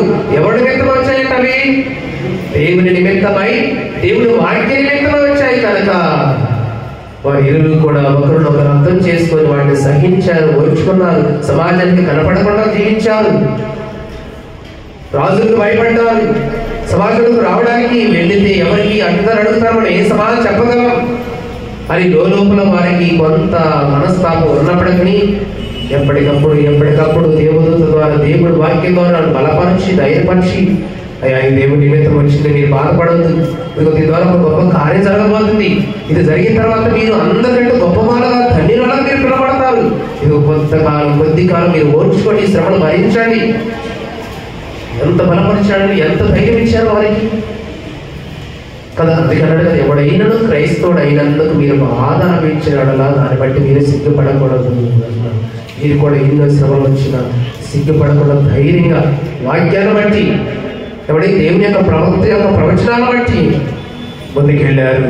మహాలోకమంతా కూడా సంతోషించే ఒక గొప్ప కార్యము, నిందలకు, అవమానాలకు గురైనటువంటి వారి జీవితాల నుండి యేసుక్రీస్తు వారి లోకానికి రావటం అనేది జరిగింది. అది దేవుని నిమిత్తం వారు అనుభవించిన శ్రమ, దేవుని నిమిత్తం వారు పొందుకున్న నిందలు, వాక్యము నిమిత్తం వారు భరించిన అగ్నిని బట్టి మహాశ్రమలండి. కానీ తదుపరి వారు సహించారు, ఓర్చుకున్నారు కనుక చివరికి ఏం ఫలితం పొందారు? ధన్యురాలుగా, స్త్రీలలో గొప్ప ధన్యురాలుగా, యేసోపు నీతిమంతుడిగా దేవుని చేత కొనియాడబడలేదా? సమాజం అంతా కూడా గుర్తించలేదా? ఇది ఇలాగనే క్రైస్తవులుగా మనం కూడా మన చింతలు ఇవన్నీ కూడా ఎదురైతున్నప్పుడు వీటిని మనం మరణించగలిగినప్పుడే. ఎందుకంటే ఒక వెండిని కానివ్వండి, బంగారం కానివ్వండి, వాటిలో ఉన్నటువంటి స్వచ్ఛత, వాటిలో ఉన్నటువంటి క్వాలిటీస్ బయటికి రావాలంటే ఏం చేయాలి? వాటిని ఏం చేయాలి? వెండిని కానీ బంగారం కానీ ఏం చేయాలట? కాల్చాలంట. అందుకే దేవుడు కూడా కొన్ని సందర్భాల్లో నీలో ఉన్నటువంటి నిజాయితీ, నీలో ఉన్న భక్తి, నీలో ఉన్నటువంటి పరిపూర్ణమైనటువంటి విశ్వాసము దేవుడు కనుగొనాలంటే కొన్ని సందర్భాల్లో దేవుడు వాళ్ళు ఎలా చేస్తారంట? కీర్తన గ్రంథము 66:10 ముగించుకున్నాం. కీర్తన గ్రంథము 66:10 చివరి మాటలు. కీర్తన గ్రంథము 66:10 మా ఏమన్నాడు అక్కడ? దేవా నీవు మమ్మును పరిశీలించి ఉన్నావు అమ్మా. వెండిని నిర్మలము చేయనీతిగా మమ్మను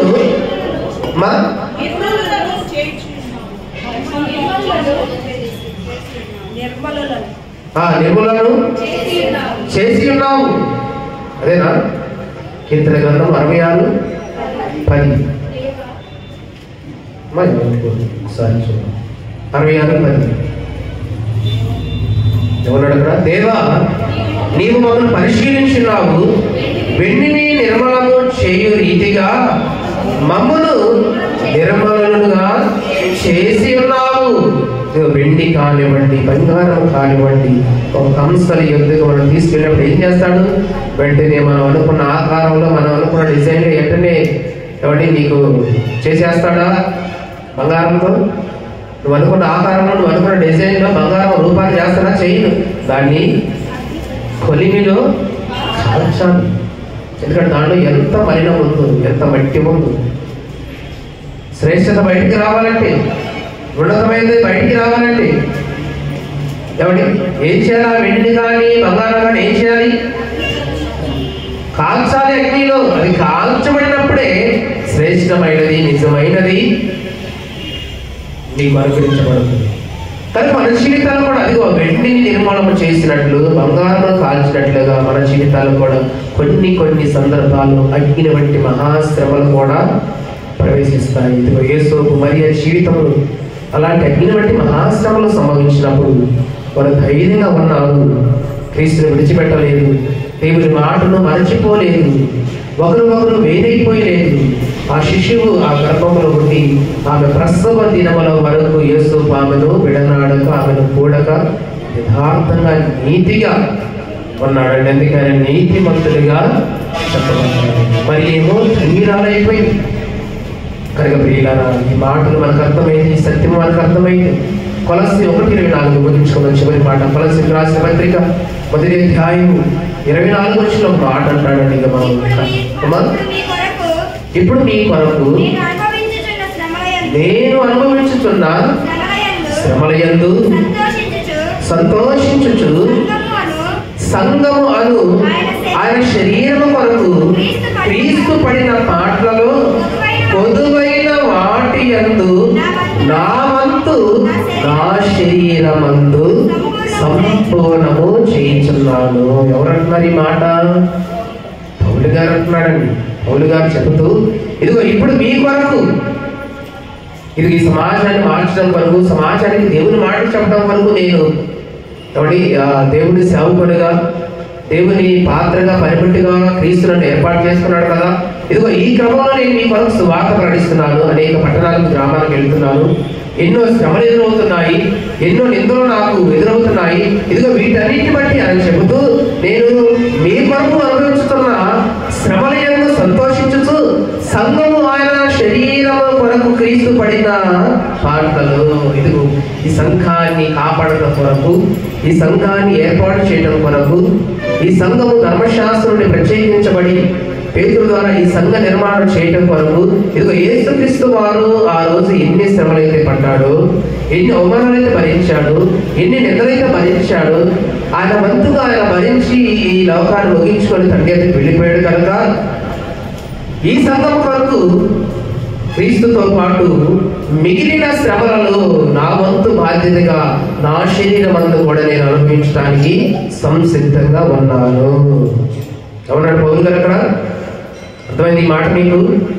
ఈ సంఘం కొరకు యేసుక్రీస్తు వారు ఎన్ని శ్రమలైతే పడ్డాడు, ఎన్ని నిందలైతే భరించాడు, ఎన్ని అవమానాలైతే పొందుకున్నాడు, ఇదిగో ఆయన కాలం పరిపూర్ణం చేసుకొని ఇవ్వబడినటువంటి ఆవిష్కారాలు ముగించుకొని తండ్రికి వెళ్ళిపోయాడు కనుక ఇంకా ఈ సంఘము పరలోకానికి వెళ్ళవలసినటువంటి సమయం ఉంది కనుక ఈ సంఘము సార్వత్రిక సంఘంగా మారి పరలోకానికి వెళ్ళేంత వరకు, నేను భూమి మీద ఉన్నంత వరకు ఈ సంఘం వరకు నేను ఏ శ్రమలు పడాలో, ఏ అవమానాలు పడాలో, ఏ నిందలు భరించాలో, నా శరీరమందు నా వంతుగా నేను వాటిని భరించడానికి ఎవరు అక్కడ చెప్పాలి. నేను వాటిని భరించడానికి నా శరీరమందు నేను వాటిని సంపూర్ణము చేయించున్నాను. నా బుద్ధి అనుకోవటం లేదు.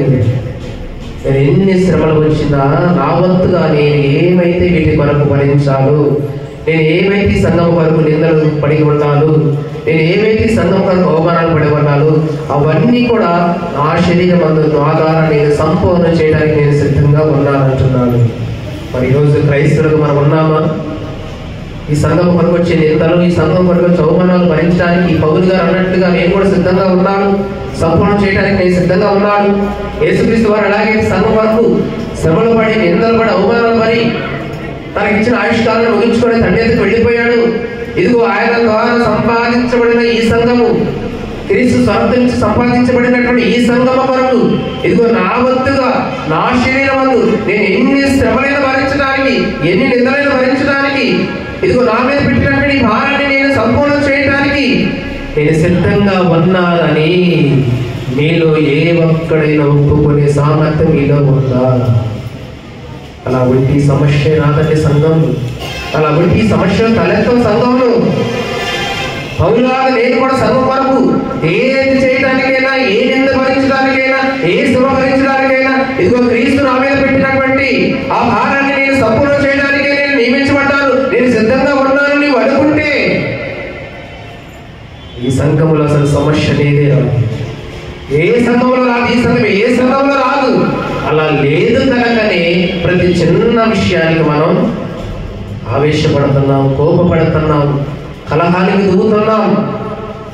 ఎందుకంటే ఈ సంఘం కొరకు దేవుడు ఏం చేశాడు? తన ప్రాణాన్ని పెట్టాడు కదా. ఈ సంఘం కొరకు అపోస్తులందరూ కూడా తన ప్రాణాలు పెట్టారు కదా.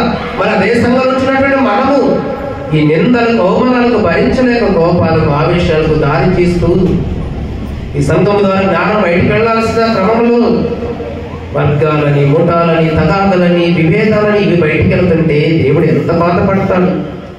ఇదిగో ఇది పంపించడానికైనా మీ కొరకు నేను చనిపోయింది.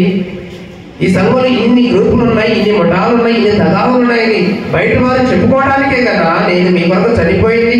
అందుకొరకు ఈ సంఘాన్ని స్థాపించింది. ఎంత బాధపడతాడండి తండ్రి? ప్రాణం పెట్టిన క్రీస్తు ఎంత బాధపడతాడు? ఒకసారి ఆలోచించేది ప్రియులారా. పౌలు గారు ఎంత మంచి మాట అన్నాడు. ఈ సంఘం కొరకు బాధ అనిపించడానికి నా శరీరం అంతా నేను దాన్ని సంపూర్ణం చేయడానికి నేను సిద్ధంగా ఉన్నాను అని మనం అందరం అనుకుంటే, ఎవరు ఆవేశంగా మాట్లాడినా, ఎవరు కోపంగా మాట్లాడినా ప్రేమతో మనం సేకరించి సమాధానంతో వారికి సమాధానం చెప్తాను తప్ప కోపం పెంచుకో, వారి మీద ఆవేశం పెట్టుకోమండి. ఇలా ఆలోచించేయండి. ఈ సంఘం కొరకు దేవుడు ఎంత కష్టపడ్డాడు. ఆ శ్రమల్లో కూడా మనం పాలిభాగస్తులైతే ఈ సంఘం కొరకు పరలోకానికి వారసులపడి కనుక ఈ మధ్యాహ్న కాల శ్రమలు దేవుడు తన వాక్యం ద్వారా మనకి ఇస్తున్నటువంటి సందేశాన్ని బట్టి మనమందరం కూడా మంచి మనస్సుతో, మంచి హృదయంతో అర్థం చేసుకొని ముందున్నటువంటి కాలంలో దేవుని కొరకు, దేవుని రాజ్య వ్యాప్తి కొరకు మనమందరం కూడా ఒక అపోస్తులైన పౌలు వలె, ఒక పేతుల వలె, ఒక క్రీస్తు వలె ఈ సంఘము కొరకు మనం నిందలు భరించడానికి, అవమానాలు పడడానికి ఎలాగైనా సరే దేవుని వార్త బయటికి వెళ్ళాలి. ఈ సంఘం యొక్క ప్రాధాన్యతను, విలువలను మనం కాపాడడానికి మనందరం కూడా పరిశుద్ధాత్మ దేవుడు మంచి హృదయాలు, తలంపులను కలుగుచాలని కోరుకుంటూ ఈ కొద్ది మాటలను నేను ముగిస్తున్నాను. దేవుడు తన పరిశుద్ధ వాక్యము దీవించి ఆశీర్వదించను గాక. ఆమేన్. సమస్త జ్ఞానం ఇచ్చిన దేవుని సమాధానం యేసుక్రీస్తు వలన మీ హృదయములను, మీ తలంపులను కావలినను గాక. ఆమేన్. దేవా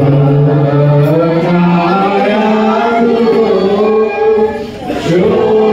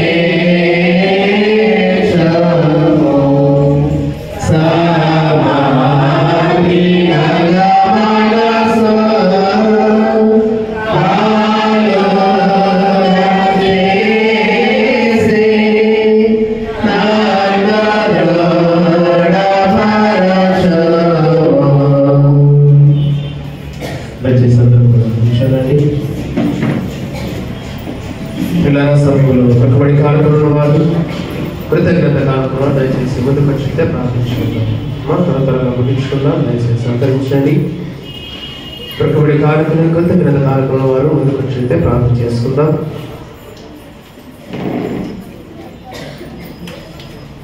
ప్రకబడి కార్యక్రమం వారు కృతజ్ఞత కార్యక్రమం దయచేసి ముందుకు వచ్చితే ప్రార్థించుకుందాం.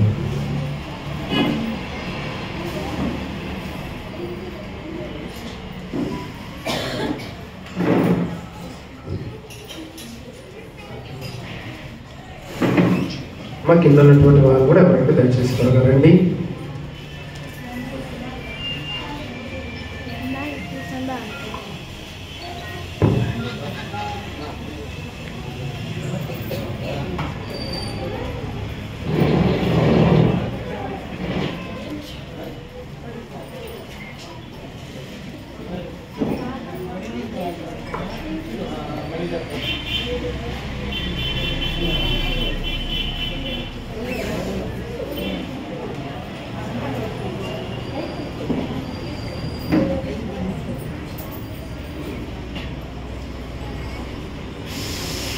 ప్రార్థించుకున్నాము. తలవంచండి. మమ్మల్ని మిక్కిలిగా ప్రేమించిన మా ప్రియ పరలోకమందున్న మా కన్న తండ్రి, మహోన్నతుడా, సర్వశక్తివంతుడా, మీ వందనాలు చెల్లిస్తున్నాము నాయన. ఈ నూతన సంవత్సరంలో మొదటి ఆదివారపు ఆరాధనలు మీ సన్నిధానంలో నాయన శిరస్సు వచ్చి నిలబడిన బిడ్డలు మీ కళ్ళ దృష్టిలో మరిగైన వారు కాదు తండ్రి. వారమంతయు గతించిన సంవత్సర కాలమంతి బిడ్డల జీవితాల్లో మీరు చేసిన మేడల విషయమై మీ ద్వారా మనం పొందుకున్న ఆశ్చర్య కార్యాలు వచ్చినాయన. బిడ్డల మరొక మీడల కృతజ్ఞత జీవితం కలిగి ప్రేమించి వారికి ఇచ్చిన సమృద్ధిలో నుండి శ్రేష్టమైన భాగాన్ని సమకూర్చి మీ సన్నిధానంలో నాయన మృక్కబడి కానుకలుగా, కృతజ్ఞత కానుకలుగా, దశమ భాగములుగా వారి గుంపులను విప్పి ఎండుగా తండ్రి ఏర్పడమని దీవించండి. ఈ సేవలు నాయన మీకు కూడా బలపరచమని ప్రార్థిస్తూ ఉన్నాము. అర్పించబడినటువంటి అర్పణలు నాయన హేవేలు అర్పణలే శ్రేష్టమైనదిగా మీరు స్వీకరించి 30 60 100 ఫలింప చేయండి. ఈ అర్పణ ద్వారా అయినా వారి కొరకు, వారి బిడ్డల కొరకు మీ దగ్గర దాచబడిన భౌతిక పరలోక సంబంధమైన ప్రతి దీవెనను ఆశీర్వాదమును మీరు అడిగించమని ప్రార్థిస్తూ ఉన్నాము. నిలబడిన ప్రతి ఒక్కరు కూడా నాయన పేరు పేరు వరుసను మీరు దీవించి ఆశీర్వదించండి. చేస్తున్న పని బాటలలో, వారి ఉద్యోగాలలో, చదువులలో, వ్యాపారములలో నాయన వారి సామర్థ్యం కొలది చేస్తున్న ఆయా పని బాటలు మీరు తోడుగా ఉండండి. క్షేమాన్ని, మంచి ఆరోగ్యమును, సౌఖ్యమును, ఆశను దయచేసి ఈ నూతన సంవత్సరపు దయా కిరీటాన్ని వారికి ధరింపచేసి సంవత్సరాది మొదలుకొని సంవత్సరాంతమ వరకు వారి కొరకు, వారి బిడ్డల కొరకు నాయన మీ దగ్గర దాచబడిన ఆత్మ సంబంధమైన, భౌతిక సంబంధమైన ప్రతి దీవెనను, ఆశీర్వాదములు బిడ్డల జీవితాల మీద సమృద్ధిగా అనుగ్రహించి మహిమ పొందమని మా ప్రభువును రక్షకుడైన యేసుక్రీస్తు వారి పరిశుద్ధ నామమును బట్టి ప్రార్థించండి వేడుకుంటున్నాము తండ్రి.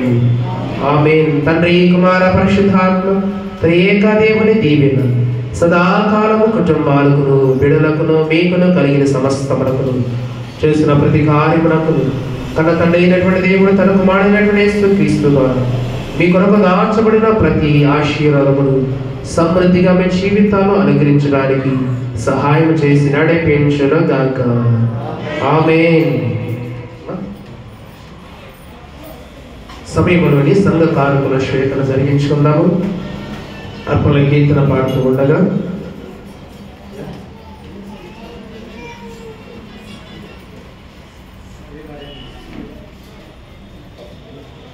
నీ ధనము, నీ ధనము ప్రభు యేసుదే, నీ దశమా భాగము నీయ వినుదీతువా, వినుదీతువా. ధరలోన ధనదాన్ని కొలియగా కరుణించి కాపాడి రక్షింపగా.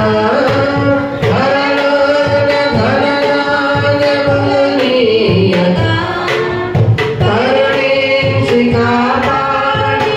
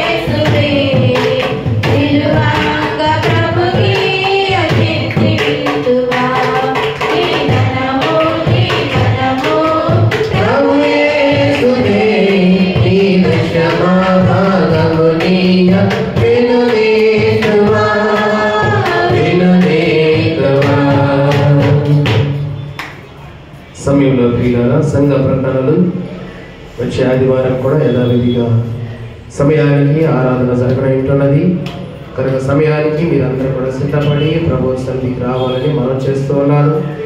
అలాగే రేపు శుక్రవారము, 2వ శుక్రవారం కనుక మరి ఆల్ నైట్ ప్రార్థన, సంపూర్ణ రాత్రి ప్రార్థన సహవాసము జరుగుతున్నది కనుక ఈ విషయాన్ని కూడా మీరు గమనించి ఈ సంపూర్ణ రాత్రి ప్రార్థన సహవాసములో పాలిభాగస్తులు అవ్వాలని మనం చేస్తూ ఉన్నాము.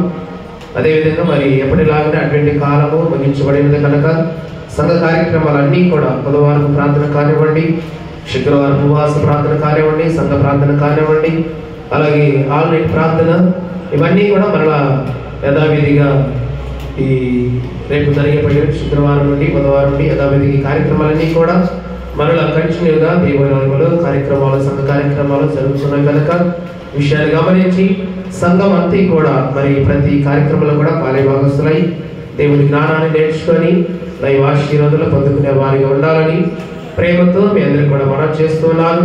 ఈ మొదటి ఆదివారపు ఆరాధనలో సంస్కారం కొరకు మన ప్రియులు దేవుని దాసులు కొమ్మ ప్రభావతి గారి యొక్క 2వ వర్ధంతి 2వ సంవత్సరాన్ని జ్ఞాపకం చేసుకుంటూ మన కుమార్తె అయినటువంటి ఇందిరా గారు రొట్టె ద్రాక్షారసం కొరకు ఈ పరిశుద్ధ ఆదివారంలో వారు స్పాన్సర్ చేసినారు కనుక దేవుడు వారికి ఇచ్చినటువంటి మనిషి ఆలోచన బట్టి కుటుంబానికి వారికి విడిచి వెళ్ళిన వారి తల్లి గారికి దేవుడు సమాధానమును శాంతిని సమకూర్చాలని వారి నిమిత్తమై సంఘములో ప్రార్థన చేయవలసిందిగా ప్రేమతో మీ అందరికీ కూడా మరొకసారి మనం చేస్తూ ఉన్నాను.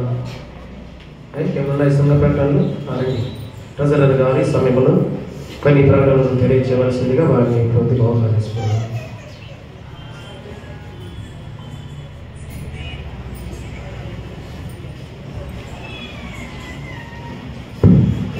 దేవాది దేవునికి వందనాలు. అవకాశం పాస్టర్ గారికి, పాస్టర్ గారికి, సంఘ పెద్దలకు, సంఘస్థులందరికీ వందనాలు. ఈ వారం అందించబడిన CDF చదువుతున్నాను. ఇట విజయ్ కుమార్ గారు 100 రూపాయలు, ఒక విశ్వాసి 100 రూపాయలు, మొండ్ర పౌల్ శ్రీనివాసరావు గారు 100 రూపాయలు, కేతాని మాణిక్యమ్మ గారు 100 రూపాయలు, పత్తిపాటి కుమారి గారు 100 రూపాయలు, మరియు మరియమ్మ గారు 100 రూపాయలు, కడుగురి కృపా గారు సైకిల్ షాప్ 100 రూపాయలు, గడ్డం శాయంగ గారు 300 రూపాయలు. అలాగే సేవకుని గురువుల వరకు అందించిన వారు కొమ్మ ఇందిరా గారు 200 రూపాయలు, మొండ్ర చిన్నపౌడి శ్రీనివాసరావు గారు 200 రూపాయలు, కేతాని మాణిక్యమ్మ గారు 200 రూపాయలు, పత్తిపాటి కుమారి గారు 200 రూపాయలు, మాదాల జ్ఞానసుందరం గారు 200 రూపాయలు. CDF అందించి సేవకులు గురువుల వరకు అందించిన కుటుంబం వరకు సంఘపక్షాన వందనాలు తెలియజేస్తున్నాను. అలాగే గత సంవత్సరాంత కాలంలో మందిరం శుభ్రపరిచిన వారు మరియు మరియమ్మ గారు, గోసు విమలా గారు, మరియు కందులూరి అన్నమ్మ గారు, కోడే విజయరాణి గారు, వీళ్ళు సంవత్సర కాలంలో మందిరం శుభ్రపరిచారు కనుక ఈ సంవత్సర కాలంలో ఎవరన్నా పేరెంట్ను కలిగిన వారు వారి అంగీకారాన్ని పాస్టర్ గారికి కానీ నిందితుడికి కానీ తెలియపరచవలసిందిగా కోరుచున్నాను.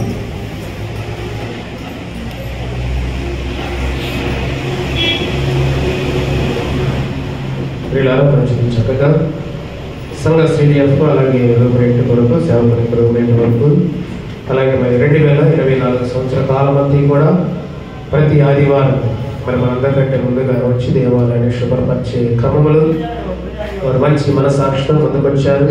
మరి వారు తీసుకున్న నిర్ణయాన్ని బట్టి కాలమంతి సంవత్సర కాలమంతి కూడా చక్కగా దేవుని పనిలో వారి పాలిభాగస్తులయ్యారు. మరి ఈ సంవత్సర కాలంలో ఈ 2025 సంవత్సర కాలంలో కూడా మరి ఈ సంవత్సరం అంతా కూడా దేవాలయం శుభ్రపరచడానికి మీలో ప్రేరేపణ కలిగిన వారు మరి మీరు మీ పేర్లను తెలియచేయవలసిందిగా మనం చేస్తూ ఉన్నాను.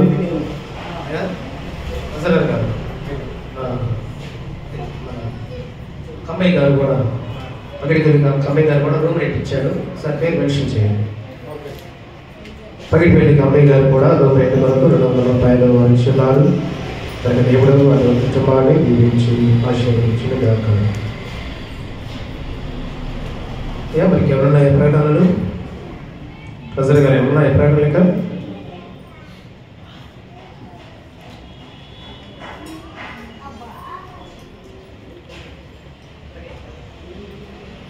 మరి తర్వాత మనకి మర్యాద కార్యక్రమంలో కనుక మన మిగిలిన కార్యక్రమాన్ని జల్దీగా మనం ముగించడానికి ప్రయత్నం చేశాము. మరి డెలిగేట్ విషయము ఆ విషయానికి ఏదైనా మనం మాట్లాడాలనుకుంటే ఏఎస్ నుండి అదే కౌన్సిల్ మెంబర్ గారు చిన్న అలాగే కర్లస్ అన్న వీరి యొక్క సమక్షంలో మనం ఆ విషయాన్ని మళ్ళీ మాట్లాడుకోవాల్సిన అవసరం ఉన్నది.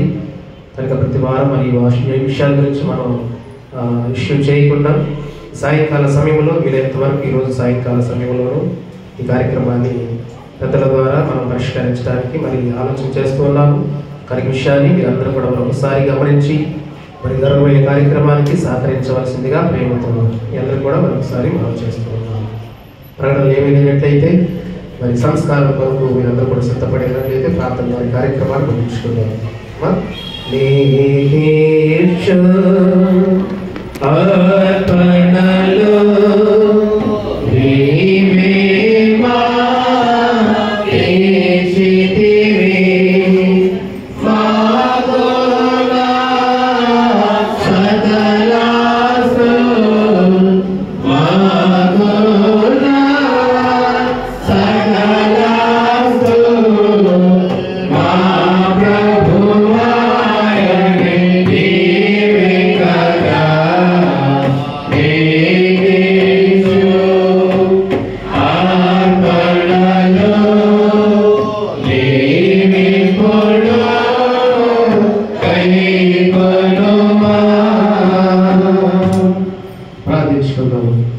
మహాపరిశుద్ధుడా, కృప కలిగిన మా తండ్రి, ప్రేమ కలిగిన మా దేవ, మీ కొందరు ఆయన 2025వ సంవత్సర కాలంలో మొదటి జనవరి మాసంలో మొదటి ఆదివారపు ఆరాధనలో తండ్రి ఈ సన్నిధానంలో సంఘముగా సమూహముగా చేరి ఉన్నాము.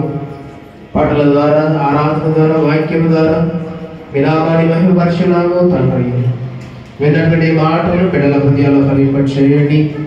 మీ వాక్యము నాయన ఈరోజు తండ్రి మాతో మాట్లాడినందుకు వందనాలు చెల్లించుకుంటూ ఉన్నాము. సంఘము, దాని ప్రాముఖ్యత, దాని కొరకు నాయన పిలువబడినటువంటి మేము ఈ సంఘము కొరకు నాయన ఎలా బ్రతకాలో, ఎలా జీవించాలో, ఎన్ని నిందలు, అవమానాలు ఇవన్నీ కలిగినప్పటికీ, ఇవన్నీ రాబోతున్నప్పటికీ మా శరీరం ముందు నాయన క్రీస్తు నాయన చివరి వరకు ఈ సంఘము వరకు తన ప్రాణాలు పెట్టి వెళ్ళిపోయాడు. ఆ మిగిలిన బాధ్యత సేవకులుగా, పెద్దలుగా, పరిచారకులుగా మీ వాక్యం ద్వారా ఏర్పాటు చేయబడిన వారి మీద నాయన ఈ సంఘం సార్వత్రిక సంఘముగా మిమ్మల్ని ఎదుర్కొనేంత వరకు ఈ సంఘం యొక్క బాధ్యత, ఈ సంఘం యొక్క విలువలు తండ్రి వాటి నిమిత్తమైన వాటిని కాపాడుకోవాల్సినటువంటి నాయన ధర్మము నాయన మా మీద మీరు ఉంచి ఉన్నారని పౌలు గారి ద్వారా హెచ్చరించి ఉన్నారు. కనుక నాయన పౌలు గారైతే నాయన సంసిద్ధంగా తండ్రి క్రీస్తు పడిన పాటలు, ఈ సంఘం కొరకు క్రీస్తు అనుభవించిన శ్రమలను నా శరీరం ముందు నా వంతుగా నేను పడడానికి అంతేనాయన ఈ క్రీస్తు స్వరత్వం ఇచ్చి సంపాదించబడిన ఈ సంఘం యొక్క విలువలు, ఈ బాధ్యతలు నాయన వీటి వరకు శ్రమలు, నిందలు, అవమానాలు మా శరీరం ముందు నాయన మేము కూడా అనుభవించడానికి సిద్ధంగా ఉన్నామని ప్రతి ఒక్కరు కూడా నాయన మీకు ఒక మంచి వాగ్దానం చేయవలసిన వారైనారు. మీతో ఒక మంచి ఒప్పందాన్ని కలిగి జీవించవలసిన వారైనారు. ఇంతవరకు మా సంఘానికి అలాంటి ఆలోచన లేకపోతే దాని ఈ మాటల ద్వారా అయినా, మీ వాక్యం ద్వారా అయినా తను ఈ రోజు నుండి అయినా తన్ని ఈ సంఘం వరకు వారు కూడా నాయన తన శరీరం మందు ఈ శ్రమలు అనుభవించడానికి ప్రతి ఒక్కరు నాయన మీరు సిద్ధపరచమని ప్రార్థిస్తూ ఉన్నాము. సంఘాన్ని దీవించండి. సంఘంలో ప్రతి కుటుంబాన్ని కూడా జ్ఞాపకం చేసుకునండి. ఎవరి జీవితాలు, కుటుంబాలు నెమ్మది లేక సమాధానం వారు వారి బాధ్యతలు పెరిగిన ఆయన సంఘ క్షేమాన్ని బట్టి, సంఘ ఆత్మీయతను బట్టి ఆయన సంఘం ఇల్లును కాపాడాల్సిన బాధ్యత మా అందరి మీద ఉన్నదని మంచి మనస్సాక్షి కలిగిన ఆయన ఈ సంఘాన్ని పరిరక్షించడం వరకై ఈ సంఘాన్ని సార్వత్రిక సంఘంగా నాయన మిమ్మల్ని ఎదుర్కొనేంత వరకు నాయన మాకు ఇవ్వబడినటువంటి కాలంలో ఎవడైనటువంటి బాధ్యతలు మేమందరం కూడా నాయన నిర్దోషులుగా కానీ పరిపూర్ణంగా ఈ సేవల మధ్యలో భాగ్యము దయచేసి ప్రార్థిస్తూ ఉన్నాము. అలాగే తండ్రి సంఘ ఆర్గనైజర్ కాబట్టి, ట్రెజరర్ కాబట్టి కూడా ప్రార్థిస్తున్నాం. సహాయం చేయండి. వారికి ఇచ్చిన బాధ్యతలో కూడా నాయన వారి పరిపూర్ణంగా మీ పనిని నెరవేర్చడానికి సమర్థులుగా, యోధులుగా మీరు నిలబెట్టుకున్నది వందనాలు చెల్లించుకుంటూ ఉన్నాము. సంఘములు ఎవరైతే అనారోగ్యంగా ఉన్నారో బలపరచండి. వ్యాధిగ్రస్తులుగా ఉన్నారో వాటిని ఆయన మంచి ఆరోగ్యాన్ని సమకూర్చి మరి ప్రార్థిస్తూ ఉన్నాం. వివాహం కొరకు, శుభకార్యాల కొరకు ఎవరెవరైతే తండ్రి ఆయా కార్యక్రమంలో ఆయన సిద్ధపడుతున్నారు వారిని కూడా జ్ఞాపకం చేసుకురండి. వారి జీవితాలు కూడా నేను గొప్ప కార్యం నడిపించమని ప్రార్థిస్తూ ఉన్నాము. చదువుకున్న బిడ్డలు కూడా మరి దీవించండి. ఉద్యోగం చేస్తున్న బిడ్డలను, వ్యాపారం చేస్తున్న బిడ్డలను నాయన ఆయా రంగాల్లో తండ్రి వారి సామర్థ్యం కలది, వారి కుటుంబ జీవనోపాధి కొరకై తండ్రి ప్రేమించి వారికి ఇచ్చినటువంటి ఆయన పని వాటిలో మీరు తోడుగా ఉంది వారి చేతి కష్టాలను మీరు ఆశీర్వదించమని ప్రార్థిస్తూ ఉన్నాము. చంటి బిడ్డలను బాలింతలను గర్భిణిస్తున్నప్పుడు దీవించండి. గర్భఫలంలో కదలబడలేదు ఉంటున్నారు. నిశ్చితమైతే వారి జీవితాల్లో కూడా ఆయన అసాధ్యమైన కార్యములు కూడా ఆయన సాధ్యపరచగలిగిన దేవుడు కనుక వారి జీవితాల్లో కూడా నేను గొప్ప కార్యం నడిపించమని ప్రార్థిస్తూ సహాయం చేయండి. మా దేశ నాయకులు, రాష్ట్ర నాయకులు కూడా దీవించండి. అధికారం బట్టి నాని గర్వించక ప్రజల క్షేమాన్ని బట్టి నాని మంచి కార్యక్రమాలు జరిగించలాగా రాజులకు, అధికారులకు మంచి జ్ఞానమును, తెలివిని, వివేచన అడిగించమని ప్రార్థిస్తున్నాము. బిడ్డల జీవితాలు మీరు చేసిన మేలుగా బట్టి మరొకటి కానుకలుగా, కృతజ్ఞత కానుకలుగా, సగ కానుకలుగా, దశమ భాగములుగా గుప్పలు అయిపోయినాను తండ్రి. ఎప్పుడు దీవించి ఆశీర్వదించండి. గొప్ప అనంతరం నూరంతలుగా మీ కృపలో మరి చేయండి. ఎరపడం ద్వారా వారి కొరకు, వరకు మీరు దాచబడిన గొప్ప కార్యములు, వాళ్ళకు సంబంధమైన ఆశీర్వాదములు బిడ్డల జీవితాలను సమృద్ధి కలిగించమని ప్రార్థిస్తూ ఉన్నాము. అలానైనా ప్రత్యేకమని ఆదివారములు లేదా కొమ్మ ప్రభావతి గారి యొక్క 2వ సంవత్సరాన్ని జ్ఞాపకం చేసుకొని వారి కుమార్తెలు, కుటుంబ సభ్యులు ద్రాక్షరసం కొరకు వారు సహాయం చేసి ఉండగా కుటుంబాన్ని దీవించి ఆశీర్వదించండి. వారి ఆలోచన స్థిరపరచండి. ఈ నూతన సంవత్సరంలో వారి ఉద్దేశాన్ని నెరవేర్చమని ప్రార్థిస్తూ ఉన్నాము. ఎవరు కూడా నాయన ఈ శ్రమ, మరణ, పునరుద్ధారణ జ్ఞాపకం చేసుకుంటూ దీన్ని ఆచరిస్తూ ఉండగా ఆచరణ మాత్రమే కాకుండా ఆయన క్రీస్తు పడిన శ్రమలను, ఆయన పడిన అవమానములను, ఆయన పడిన నిందలను ఈ సంఘము కొరకు నాయన చివరికి ప్రాణం కూడా ఆయన త్యాగం చేశాడు. నేను మేము ప్రాణం ఇవ్వడానికి సమర్థము కాకపోయినప్పటికీ నిందలు, అవమానాలను భరించడానికి కూడా అర్హత లేనటువంటి సామర్థ్యం లేని విశ్వాసాన్ని కలిగిన వారమైతే మీ వాక్యం ద్వారా మమ్మల్ని బలపరచండి, మమ్మల్ని దృఢపరచండి. అనేకమైన శ్రమలు అనుభవిస్తేనే మనం పరలోక రాజ్యానికి వెళతామని ఆ రోజు శిష్యుని ఎలాగైతే బలపరిచారు మీ వాక్యం ద్వారా ఆయన ఈ రోజు మమ్మల్ని కూడా స్థిరపరచమని ప్రార్థిస్తూ ఉన్నాము. శిరస్సు వచ్చి ప్రార్థిస్తున్న ప్రతి కుటుంబాన్ని కూడా దీవించి ఆశీర్వదించండి. తర్వాత జరగబోయే కార్యంలో కూడా దానికి తోడుగా ఉండండి. ఆయన జరగబోతున్నటువంటి ఈ సంస్కార భారాలను కూడా మమ్మల్ని కూడా పాలి భాగస్సులు చేయమని ప్రార్థిస్తూ ఉన్నాము.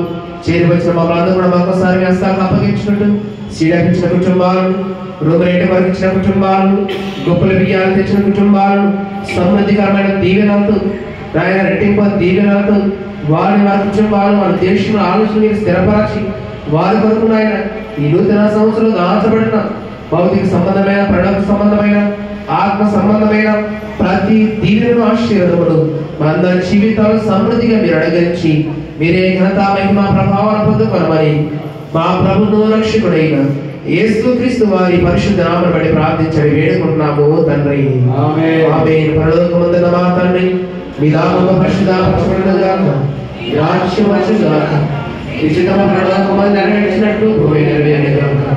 మా దిన ఆహారమును దయచేయి, మరల అపరాధం చేసిన క్షమించిన ప్రకారం అపరాధం క్షమించు, శోధనలో కాదు.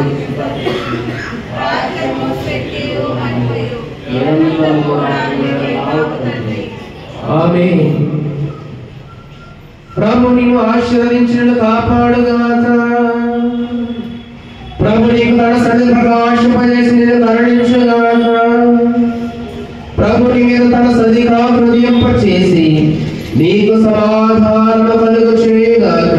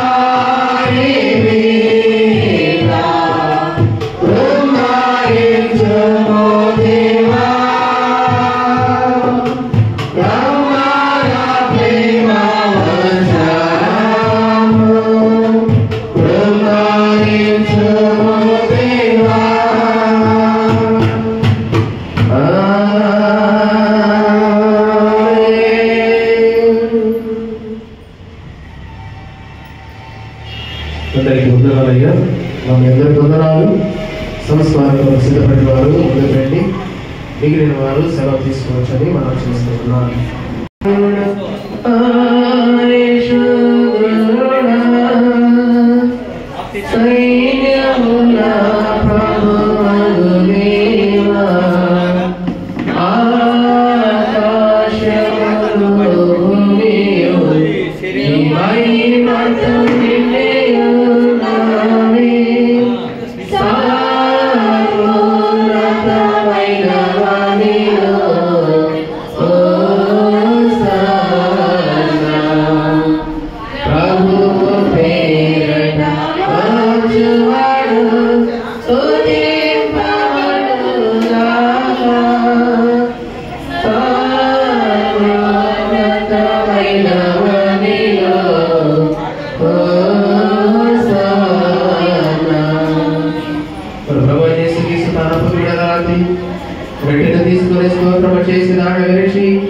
తన శిష్యునికి ఇచ్చి, మీరు పుచ్చుకొని తినండి, ఇది మీ కొరకు ఈ పడుతున్న నా శరీరమై ఉన్నది, నన్ను జ్ఞాపకం చేసుకున్నది చేయడని చెప్పాను. ఆ ప్రకారమే భోజనమైన పిల్లట ఆయన పాత్రను తీసుకొని స్తోత్రం చేసి దాని వారికి ఇచ్చి, దీనిలో మీరందరూ త్రాగుడి, ఇది పాపపరిహారం వలకుడికై మీ కొరకున నీకుల కొరకు చిందించబడుచున్న నా రక్తములో నిన్న క్రొత్త నిబంధన అయినది. మీరు దీన్ని త్రాగుచున్నప్పుడల్లా నన్ను జ్ఞాపకం చేసుకున్నట్టు దీనిని చేయడం చెప్పాను. ప్రభు యొక్క సమాధానం ఎల్లప్పుడూ మీతో ఉండగాక. ఆమేన్. లోక పాపములు మోసికొని పోవు దేవుని గొర్రె పిల్లవైన ఓ క్రీస్తు, మామూలు కనికరింపుము. లోక పాపములు మోసికొని పోవు దేవుని గొర్రె పిల్లవైన ఓ క్రీస్తు, మామూలు కనికరింపుము. లోక పాపములు మోసికొని పోవు దేవుని గొర్రె పిల్లవైన ఓ క్రీస్తు, నీ సమాధానము మాకు దయచేయుము. ఆమేన్. పరిశుద్ధ సంస్కారాలకు సమస్తము కూడా సిద్ధపరచబడేది కనుక దీన్ని తీసుకునేవారు ఆత్మ పరిశీలన చేసుకొని ప్రార్థనా పూర్వకంగా స్వీకరించమని మరొకసారి అందరూ కూడా మనం చేస్తూ ఉన్నారు.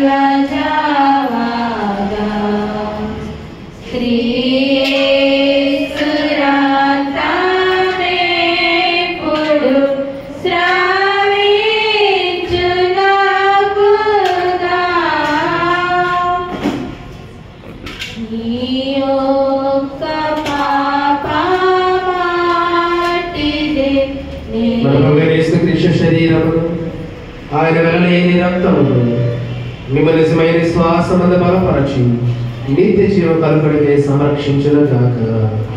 ఆమేన్. సమాధానముతో వినండి.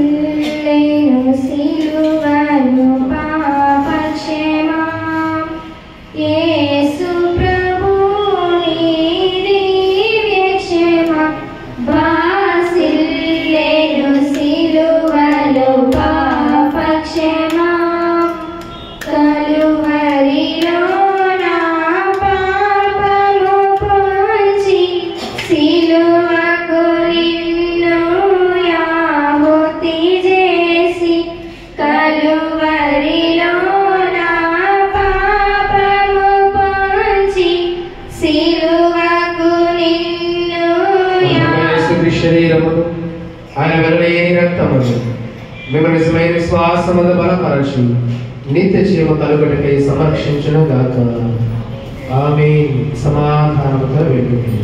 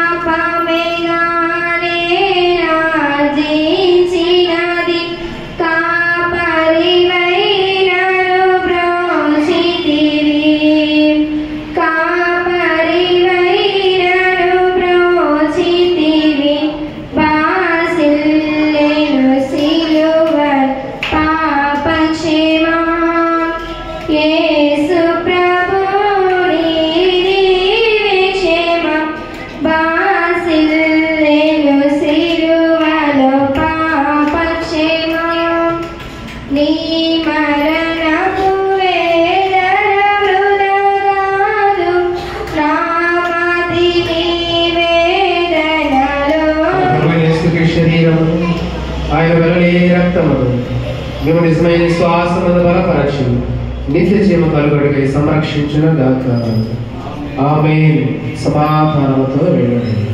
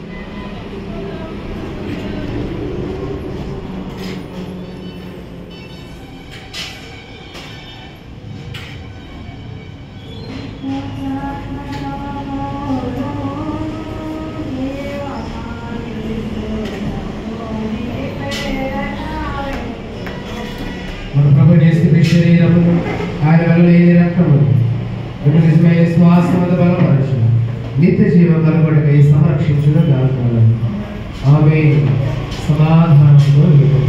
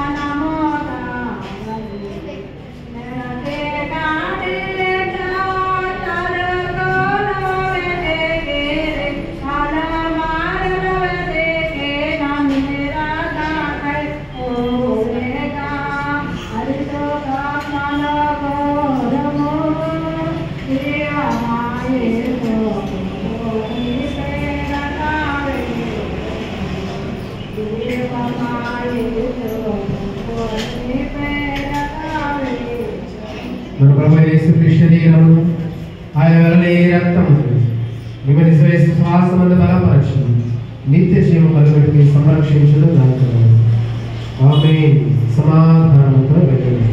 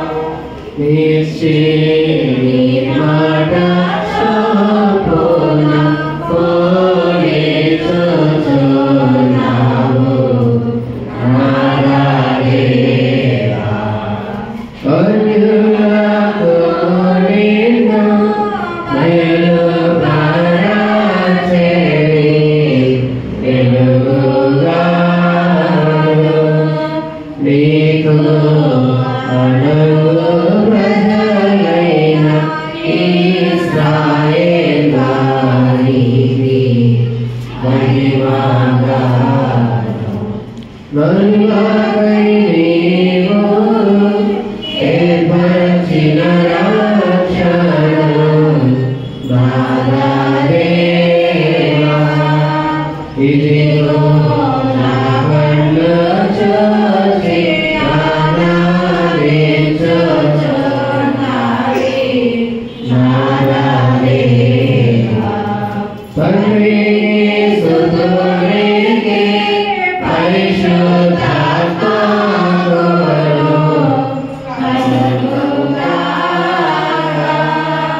మహిమ సదాగా సదాకాలం యుగయుగములకును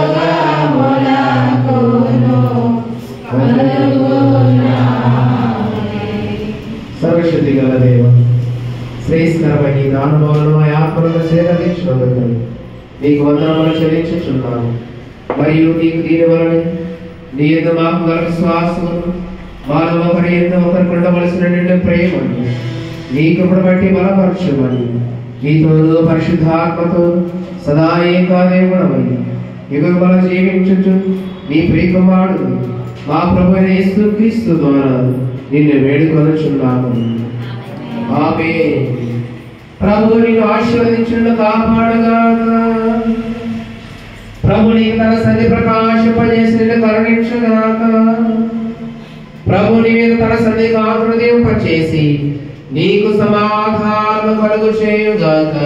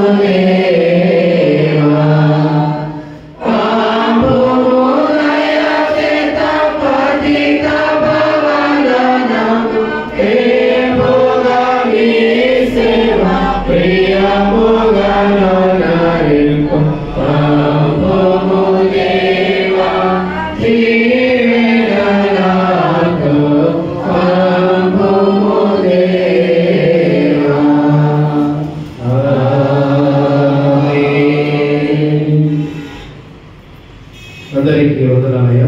మా మీ అందరికి వందనాలు. సమయంలోకి మన దగ్గర అమ్మ ఏం పేరు?